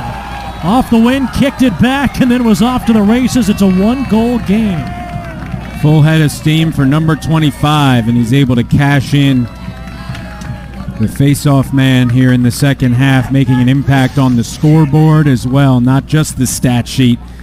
And a nice fundamental goal. Put it away from the goalie and celebrate. Beautiful shot. Prouty, the sophomore, his first career goal on just his second career shot attempt, and it's a 9-8 contest. Prouty last year ranked as the number 4 face-off recruit by Inside Lacrosse. See a lot of that in a program of the caliber of Johns Hopkins or a Princeton, where you have guys who are highly touted recruits that don't see a lot of action, because for Prouty, he had a guy like Hunter Moreland in front of him. That's exactly right. Depth is key in Division I lacrosse, and when you have names like Princeton and Hopkins, you can get depth because you can get players. Tigers win this one. Anderson, the freshman, had a wide open look at the goal and instead gets it down the Cordray. And Cordray will get it up to Durbin. Anderson a little tentative there. Going to be one of those where he's watching film this week and kind of dreading when that comes up on the screen. Freshman, everything is a learning opportunity. Charlie Durbin trying to spin away from the short stick Jones, who's done a nice job. Swim move, loses possession. Caldwell with a beat on it and a ground ball. Caldwell with an excellent slide to collide, as they say, and Caldwell timed it perfectly. And now the Blue Jays, 10 seconds left to clear, and they do here across midfield. Connor DeSimone, the midfielder.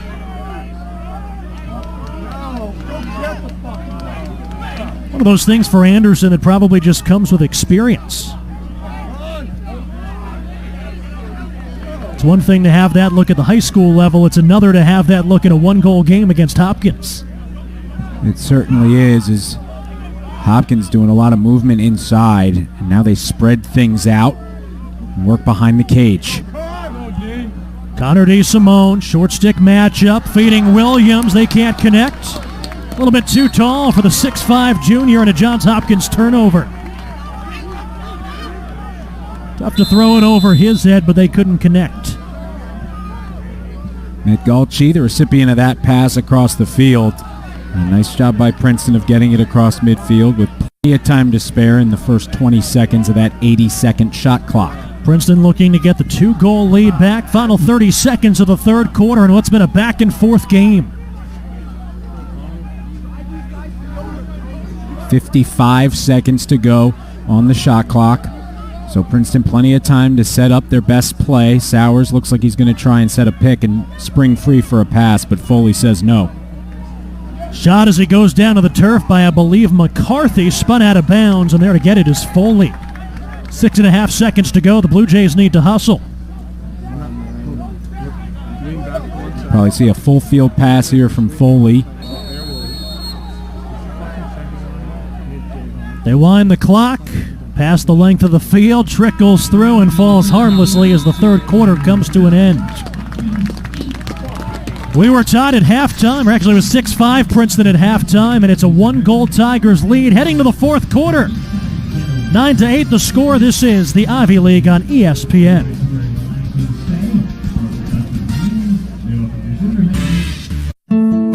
You. All of you. How you live. What you love. That's what inspired us to create America's most advanced internet. Internet that puts you in charge. That protects what's important. That handles everything and reaches everywhere. This is beyond Wi-Fi. This is Xfi. Simple, easy, awesome. Xfinity, the future of awesome. 100 years of hard work. Tireless dedication. Relentless perseverance. It got us where we are and made us who we are.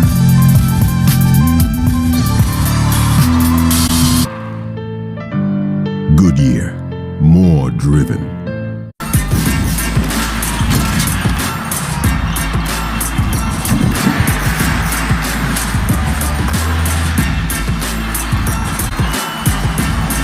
NBA doubleheader Friday on ESPN. I wanted to play football since I was like 3 years old. Combine is make or break for me. I always loved the game. I want to do this forever.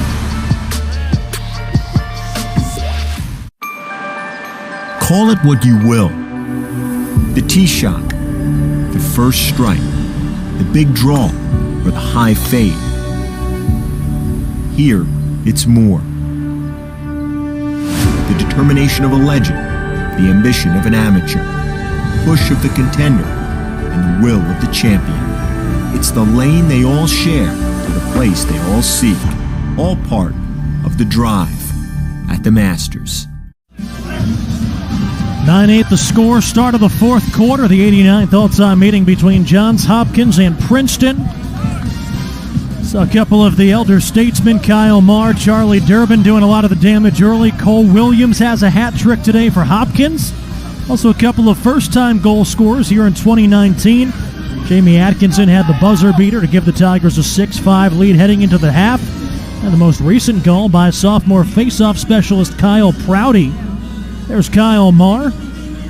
Aaron Roberts doing a nice job against him outside of the first quarter when he got his hands free a couple times. And we've talked about it over and over, Cody, but the last three matchups in this series lopsided one way or the other. And this one, it's more of what we would expect from a Princeton-Hopkins rivalry. Hopkins with a 12-6 advantage, doubling up the Tigers at the face-off X. Prouty for Hopkins, Durbin for the Tigers. And Madelon has sent three different players out there to try to win them.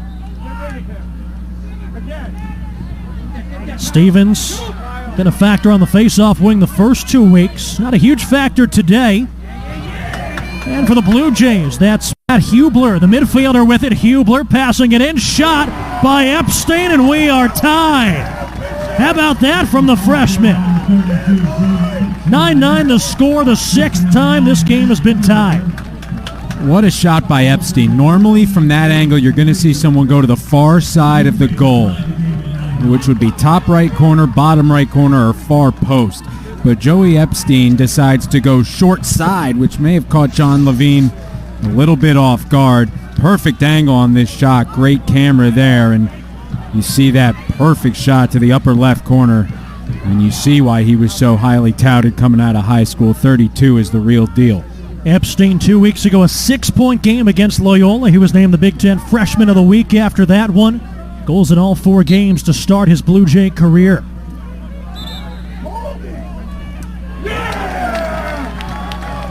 Holding the call, possession awarded to the Blue Jays, and now a chance for Hopkins to go back up here in the fourth quarter.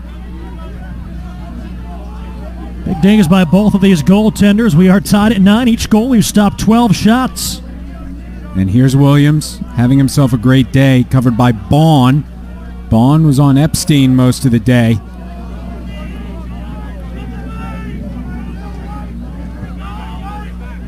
Back out to the midfield. Blue Jays biding their time with Tate Katoni.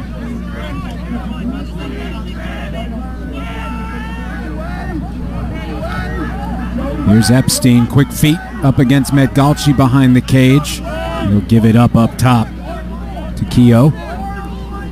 Second midfield line, it's pretty much just been rotating shifts. First goes, then the second goes. Keeping the legs fresh out there. This is a talented second midfield line. 2 sophomores and the freshman Katoni. Williams lets it fly a little bit high, backed up by Epstein. Good shot selection by Williams. He had his hands free. He's got the hot hand. He has the hat trick. Why not try for more? 9-9 the score. Epstein on the restart, trying to shake Medgalchi. Jump shot. Backed up by Kincannon. Actually, that's Baskin back there. The question mark dodge. Perhaps no one better in lacrosse than Cornell's Rob Pinnell on those great Cornell teams. He really had the trademark on that question mark dodge, able to kind of lean off the defender, spin away to create space to get the hands free. Baskin, the sophomore, trying to go low, and he does. Johns Hopkins 10, Princeton 9. Third of the season by Brett Baskin.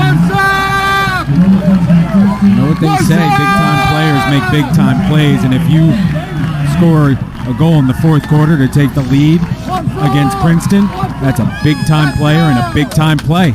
Low to low, beautiful shot, beats Levine. And Hopkins gets to double digits, 10-9 Blue Jays. I said first goal of the day, second of the day for the LaSalle College High School product. Former Philadelphia Catholic League MVP as a senior. How about the Blue Jays fans here today, Cody, making the trip to Princeton for this classic rivalry? They are loving it. Look down the bleachers, pretty much a 50-50 split. A lot of orange and black to our right and white, blue, and black to our left for Hopkins, along with the Hopkins band. Another clean win for Hopkins. And when you have the lead, it's the best way to preserve it. Right off the face-off win, how about that? Robert Kuhn has taken a couple of shots today, and he has his first goal of the day. It's 11-9 Blue Jays. Let's go! Kuhn had a couple of opportunities in transition. This one a much better look right on the doorstep. A great job by number 19, knowing where he was on the field and finishing. Barely gets a cradle in before he releases. Beautiful job there by Kuhn. Again, out of Morristown High School in South Jersey, outside the Philadelphia area. And we know all the talent coming from the Pennsylvania side of that border. The main line, including guys like Michael Sowers and Pat Foley on Hopkins from Pennsylvania, and then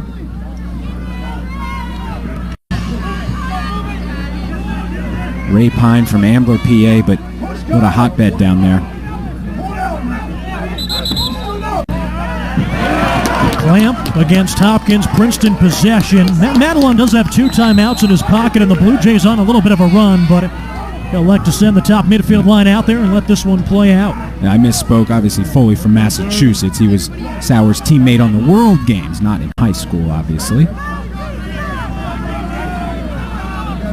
Speaking of guys from Massachusetts, there's Durbin at the top of the box against Kuhn. Durbin, left side. Back behind the cage. Durbin already has the hat trick, second straight week. Chris Brown bidding for the hat trick. That one hit Ray Pine in the back. Kicks out of bounds, and Foley's the closest. Yeah, Foley is the closest, and a reminder that it's not a race to the sideline where the ball goes out of bounds, it's a race to the point where the ball goes out of bounds. So although Durbin may have had a step towards the sideline, Foley closer to where the ball exited the field of play.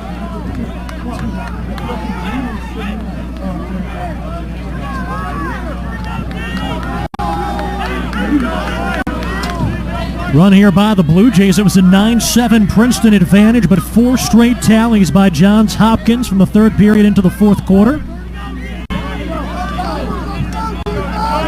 No team is led by more than 2 goals today. Hopkins a chance to do that on this possession. Princeton looking for a defensive stop.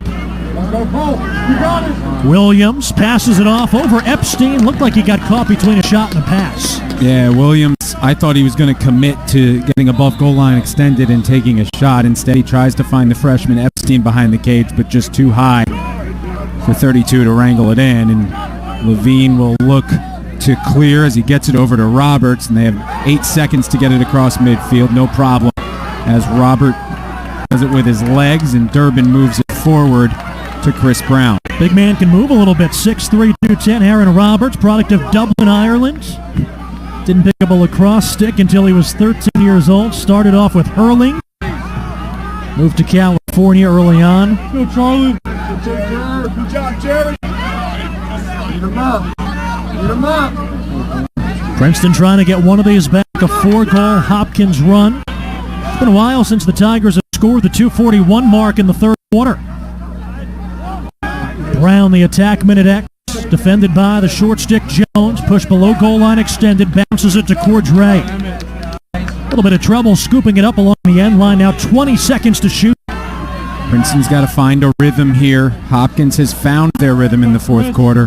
Brown tried to turn the corner. Lost it. Ball is loose. Hopkins has it. Big day continues for Owen Caldwell, the junior.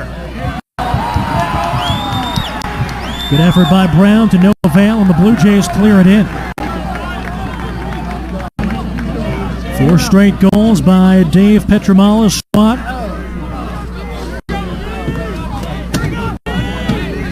Here's Epstein against Bond, and Bond with a nice, powerful push that may have forced that pass off target, but Hopkins retained possession. 50 seconds on the shot clock. Jack Keogh, second line midfielder, defended by Andrew Song, the sophomore pole. Knocked away by Bond. Down on the turf. Tigers have it. Connor McCarthy, an offensive midfielder on the defensive end of the field. A whistle interference to call, I believe. Cody possession to Hopkins, and they'll look to quickly restart. The best chance of catching a defense off guard is get the quick whistle and get the ball back in play. Cole Williams, a big day offensively. Let it fly, and he slings it just wide. Just Tough wide. angle for number 14. Yeah, and a similar placement to where Epstein scored from that similar spot, similar angle, going for the top left corner. And you said Cody just missed, and Bond looks like he just missed forcing Epstein out of bounds behind the cage. Williams 4 goals against Princeton last year. He has a hat trick today. Love how Williams keeps his head up the entire time. Look at that. He's ready to pass or shoot at any moment. 8th career hat trick for the junior from Maryland, Cole Williams. On the run, bouncer coming around the near side, Brett Baskin. Another second half goal and give him the hat trick. Cody, you can do a lot of analysis on that shot and still not decide what was most impressive. Was it the dodge, the ability to get the hands free, the ability to shoot on the run, or the accuracy? I'm going to go with the latter. I think putting that bottom right, perfect placement. You couldn't have drawn that any better. Baskin's having himself a day, completing the hat trick. Baskin, the second Blue Jay with a hat trick today, joining junior Cole Williams. 5 in a row for the Blue Jays. Matt Nadalon's still going to hang on to the timeouts. Yeah, hold on to that timeout, but maybe not for too long. Again, Hopkins has clearly found rhythm in the fourth quarter. All the momentum riding with the Blue Jays right now. The Tigers need possession, find the back of the cage, and try to find their rhythm. Purdy against Vara. Purdy ends up on the ground. The Blue Jays faithful want the push ball.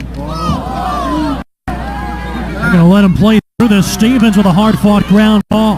Here's Jake Stevens, freshman on the run, and a save. And he ran through the crease after he missed, which I think will be the call now. It'll be Hopkins' ball. Quiet second half for Darby, but a big save that time to keep it a 3-goal Blue Jays advantage.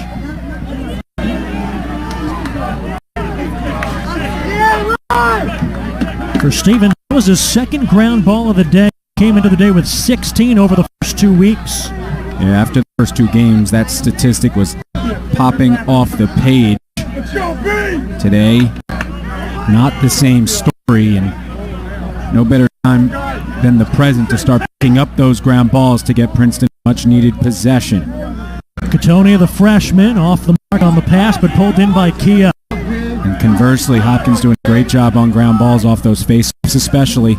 Epstein inverting, top of the box, defended by Terry, the senior pole.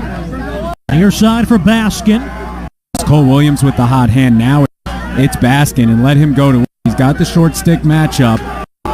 It's a size mismatch, but Baskin's got speed. Baskin with the last 3 goals during this Hopkins run. And Cole Williams who just lost an edge, slipped on this wet turf. Yeah, they're trying to read that 2-man game, find the matchup with the short stick, which was Strib Walker, the senior for Princeton, and they were just trying to get it to whoever Walker was covering, but Williams lost the footing. A little bit of a drought here for the Tigers. They haven't scored since the 2:41 mark in the third quarter. That time, Hopkins has found the back net 5 times. And what was such a close game, given the shot clock, obviously we talked about it, you can't stall. You can't really hold it for too long, even though 80 seconds is a good amount of time. But Princeton's going to have to really find something here. Near side for number 19, comes above goal line extended and jams on the brakes, and now Gray has him hung up. Emmett Cordray, 1 goal already today. The corner, jump shot, not behind it. There's there to back it up. There by the Tigers, and 22 should bring this, and he will. Michael Sowers, again, the opportunity. They've done a nice job of really shutting him off from being able to get a pass in the field of play. You got to give him the ball when you get the chance for a quick restart. Pass through traffic, knife down by Rapine. Foley, lead on it, scoops it up to Rapine, and he has some space. Rapine up across midfield, had a man on his heels in Bo Pedersen. Good speed by Pedersen. Bond, who's got a ton of energy there. And Song with the ball. Princeton will look to clear as the 80-second shot clock sets. The clearing won't be an issue across midfield. Handling gets it to Durbin. Fourth cause turnover today for George on the Princeton defense. 6 minutes left in this one. The Tigers down by 3. First time we've seen a team with a 3-goal lead. Game that's been tied on different occasions. McCarthy trying to lose his short stick midfielder. Flashed at by Matt Hubler. Carry it back out with 45 on the clock. McCarthy step on his man, and the Tigers are back on the board. McCarthy stops that 5-0 run. It is a 2-goal game. And Cody, the difference between a 3-goal deficit and a 2-goal deficit is huge. And a great job there by McCarthy. Princeton back on the board here in the fourth quarter. Number 8 saw the dodge, saw the matchup, and took advantage. Princeton cuts Hopkins' lead to 2, 12-10 Blue Jays. 100 years of hard work, tireless dedication, relentless perseverance. It got us where we are and made us who we are.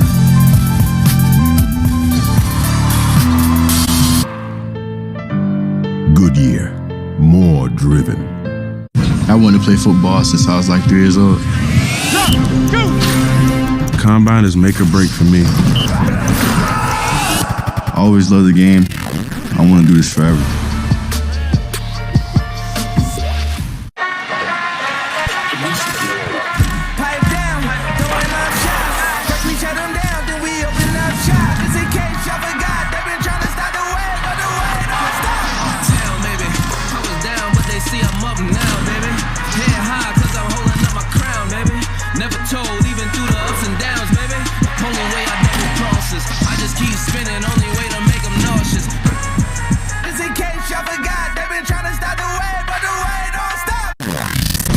McCarthy's first goal of the day, snapping that 5-0 Hopkins run, and it's back to a 2-goal game, 12-10 Blue Jays on top of the Tigers.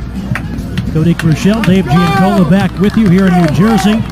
Princeton after this one, 3 straight on the road, taking them into Ivy League play as the appetizer for back-to-back home games over a 4-day span against 4th-ranked Yale, and then Bill Tierney's return to 52 Stadium. And that'll be certainly a special night here at Sherrod Field when Coach Tierney makes a return for the 6 p.m. face-off. But a tight turnaround this week for Princeton as they head down to play Navy on Tuesday, and then the New Jersey rivalry with Rutgers is renewed on next Saturday.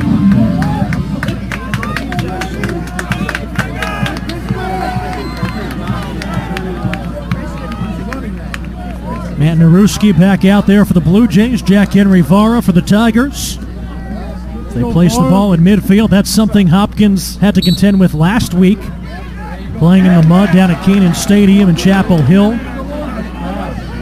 Petramala telling us that's really one of the things that did impact it with the wet field, because you're placing the ball on one of the wings and it's closer to one side or the other. Let's go, Brad! A little bit of a different strategy on the face-off. It certainly is. And the face-offs just have such a big impact on the game, Cody, and if you can string some together, and Hopkins had done a nice job of winning a lot clean throughout the day, but never really pulled away from Princeton. Still not the case, a 2-goal game here, but those face-offs have made a huge difference in Hopkins being able to get up to 12 goals thus far. Blue Jays doubling up the Tigers at the face-off X, 16-8. Alex Kincannon draws the slide. Good job by Strib Walker. And then a good job by Bond of coming over to help. Epstein, a short stick matchup, freshman on freshman. He loses Stevens, who picks up ground. Top of the box shot, Baskin. He takes a tumble. Backed up by big Cole Williams back there. Nice shot by Baskin, and he took a hit at the end of that play by Bond, who's just been all over the field. Now Williams. Good slide again by Bond, coming over to help, trying to sneak up on Williams, but a better job by Williams of turning away and recognizing that pressure. Epstein against Stribwalker, another short stick matchup for the freshman, turning the corner and buries it. How did he sneak that one above the top right shoulder of Levine? And again, that's really the second one by Epstein, where he's kind of gone short side to that top left corner against the left-handed goalie, Levine. So Levine's stick is on that far side, so he's trying to tuck it past the ear hole, the right ear hole of Levine, and has done so twice here in big spots. Epstein coming into the day, Hopkins team leader with 12 points, and you can see they're attending to his left leg, putting some bandages on it during that last media timeout. Blood all over his right sock, and they're going to let him go back out there. He's certainly an impact player, Cody, and hearing a lot about him and finally seeing him play in person, it really, really comes to life. Hopkins with a 3-goal lead back, 6 of the last 7 goals scored by the Blue Jays.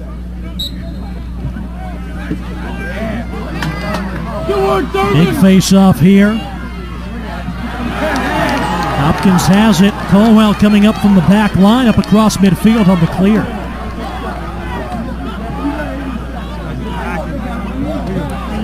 Look at this matchup. The physicality by Baughan. But Williams withstanding it well and finds himself with some space, but Baughan's all over him. 3 goals along with an assist for big number 14 for the Blue Jays, who just lobs it back out to the midfield and resets to Kincannon. And I talked about his ability to just keep his head up at all times. That's even harder when a guy like Baughan is all over you. Down on the doorstep, Baskin sticked aside by Levine, another big save. Friendly carom right back to the sophomore basket. Big save by Levine, really hugging that right side of the goal.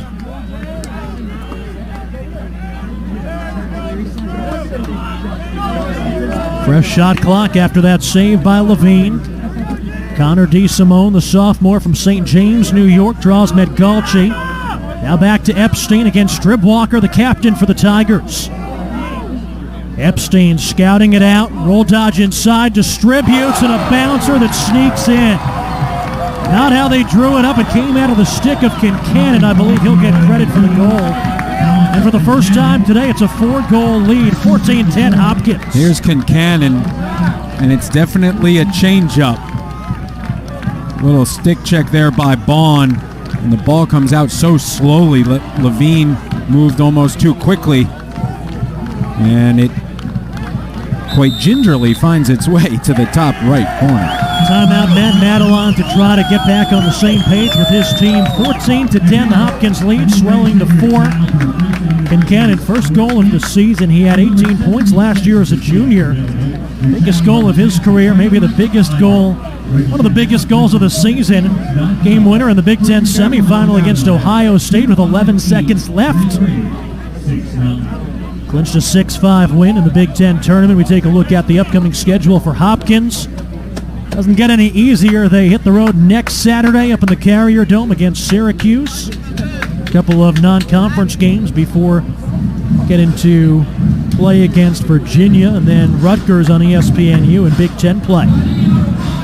Yep, and got a lot of great games coming up. I mean, you talk about the Big Ten schedule. You got Michigan, Rutgers, Ohio State, Penn State, Maryland, and then you enter the Big Ten tournament. I mean, that's a brutal, brutal schedule. But again, that's why you play at Hopkins. You want to play great teams week in and week out, and not to mention, as we have mentioned before, playing these great teams out of conference gets you ready for the extremely tough Big Ten schedule. Hopkins out shooting Princeton today, 43-39. Tigers have 2 man tallies, 1 for the Blue Jays. Haven't seen a ton of penalties called here in the second half. And Hopkins has just really, again, been playing such great lacrosse in the fourth quarter, which is obviously when it matters most. They kept it close and then found their stride. The game for Hopkins, still trying to kind of find their identity. You look at what they lost from last year, 10 players who saw time in at least 12 games. Joel Tinney, Shaq Stanwyk, haven't talked about them, but both of those guys with 53 points last year, the 2 team leaders in assists. So that's what they lose on offense, and then your top face-off man and Hunter Moreland and your starting goalie Brock Turnbaugh. Great effort by the Hopkins defense here in the second half. And you talk about those seniors that were lost in the offseason. Those names, they seem like they were at Hopkins just for so long. They had such an impact for so long and made such an impact early in their career. Song with a beat on the ground ball, and the Tigers win a face-off. Sun finally peeking through the clouds for the first time today. Tigers down by 4. Final 2.5 minutes. Stevens getting behind the defense, puts it on the turf, scoops it back up. Tigers need to hurry up. And this is where the shot clock doesn't matter. They don't need 80 seconds to shoot. They've got to shoot very quickly. Ball knocked away. Karams right to Jack Rapine. Long pass across the field for Foley. Handles it on the sideline. Middling pass to Hubler. Sprinting between a couple of white jerseys and clear across midfield. Here's Hubler. On the move. Shoots, and a kick saved by Levine. Huge save by Levine. That one would have just about put this away with under 2 minutes to go. Princeton still has life, but got to strike very quickly. Up across midfield, George Bond, the sophomore. Anderson, the freshman, lets it fly and gets one back. Great shot. Beautiful shooting stroke there. That's Bo Pedersen, the freshman, third goal of the season for the Park City, Utah product. I mean, you talk about learning how to shoot. How about that three-quarter kind of sidearm release from the 6'3" midfielder. Teaching him how to shoot in Utah, that's for sure. 2 goals in his college debut 2 weeks ago and a big win against Monmouth. On the board here today, it's a 3-goal game with 1:44 to go. Let's go, Durbin. Durbin for the Tigers, Prouty for the Blue Jays at the face-off X. This is must win for Princeton.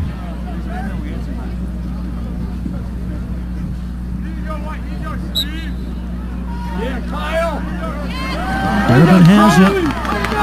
Carrying in, Durbin has a hat trick today. It's trail checked away. A great defensive play that time by Evan Zinn. And that trail check, now that Hopkins has possession, could have locked in this game for Hopkins. Zinn with some space. And they're going to slow it down. Coach Petramala waving his hands in the air. Use all 80. Final minute 15, Hopkins with Marr flipping it back to the midfield. Connor DeSimone. Tigers need a turnover here. Walker going after DeSimone and then back to Epstein. And Galchi picks him up. They swing it near side to Evan Zinn.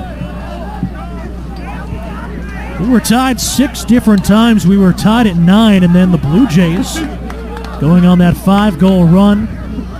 Tigers getting a couple back. Under a minute to go here. It's still a 3-goal Hopkins lead. This one a lot closer than the past 3 years. Over and back, turnover, Princeton gets it.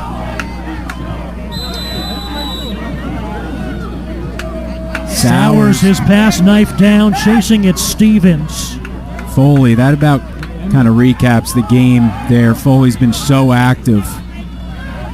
Middle, McCarthy on the run, bouncer off the mark, backed up by Brown. I think you have to be happy if you're Hopkins. Michael Sowers, 4 points today, but also 4 turnovers, very uncharacteristic.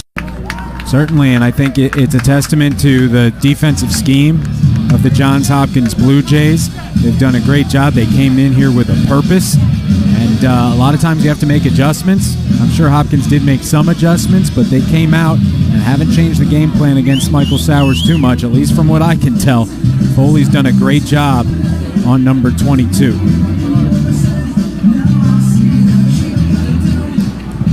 6-5 Princeton lead heading into halftime on the first goal of the season at the second quarter buzzer by Jamie Atkinson, sophomore midfielder.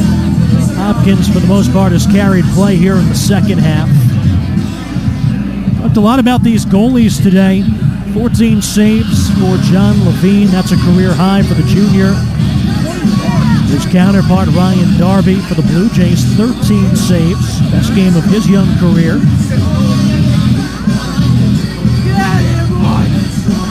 Hopkins last year came into Princeton with a 1-2 record, picked up a win, and used that to ride a 7-game winning streak.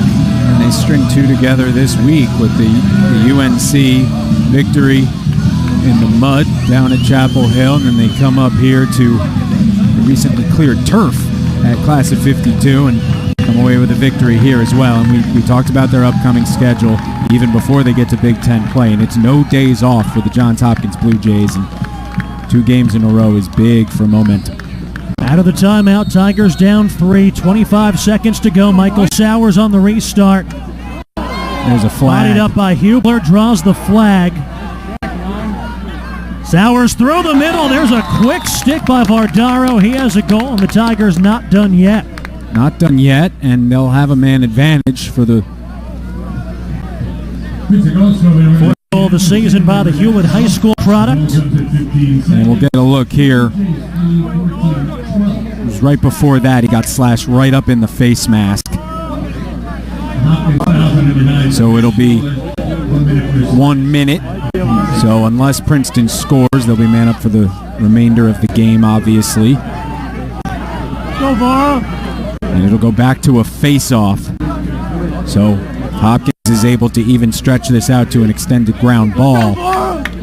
They should walk away with a victory here. 1 minute penalty on Matt Hubler, the defensive midfielder out of the nearby Lawrenceville School, Rumson, New Jersey native. Vara against Naruski, actually. Yeah, that is Naruski. Face-off win by the Blue Jays. They'll carry it back out with Marr. He will chuck it high up in the air. Off the warning track. 14-12. Hopkins comes away with the second half flurry and a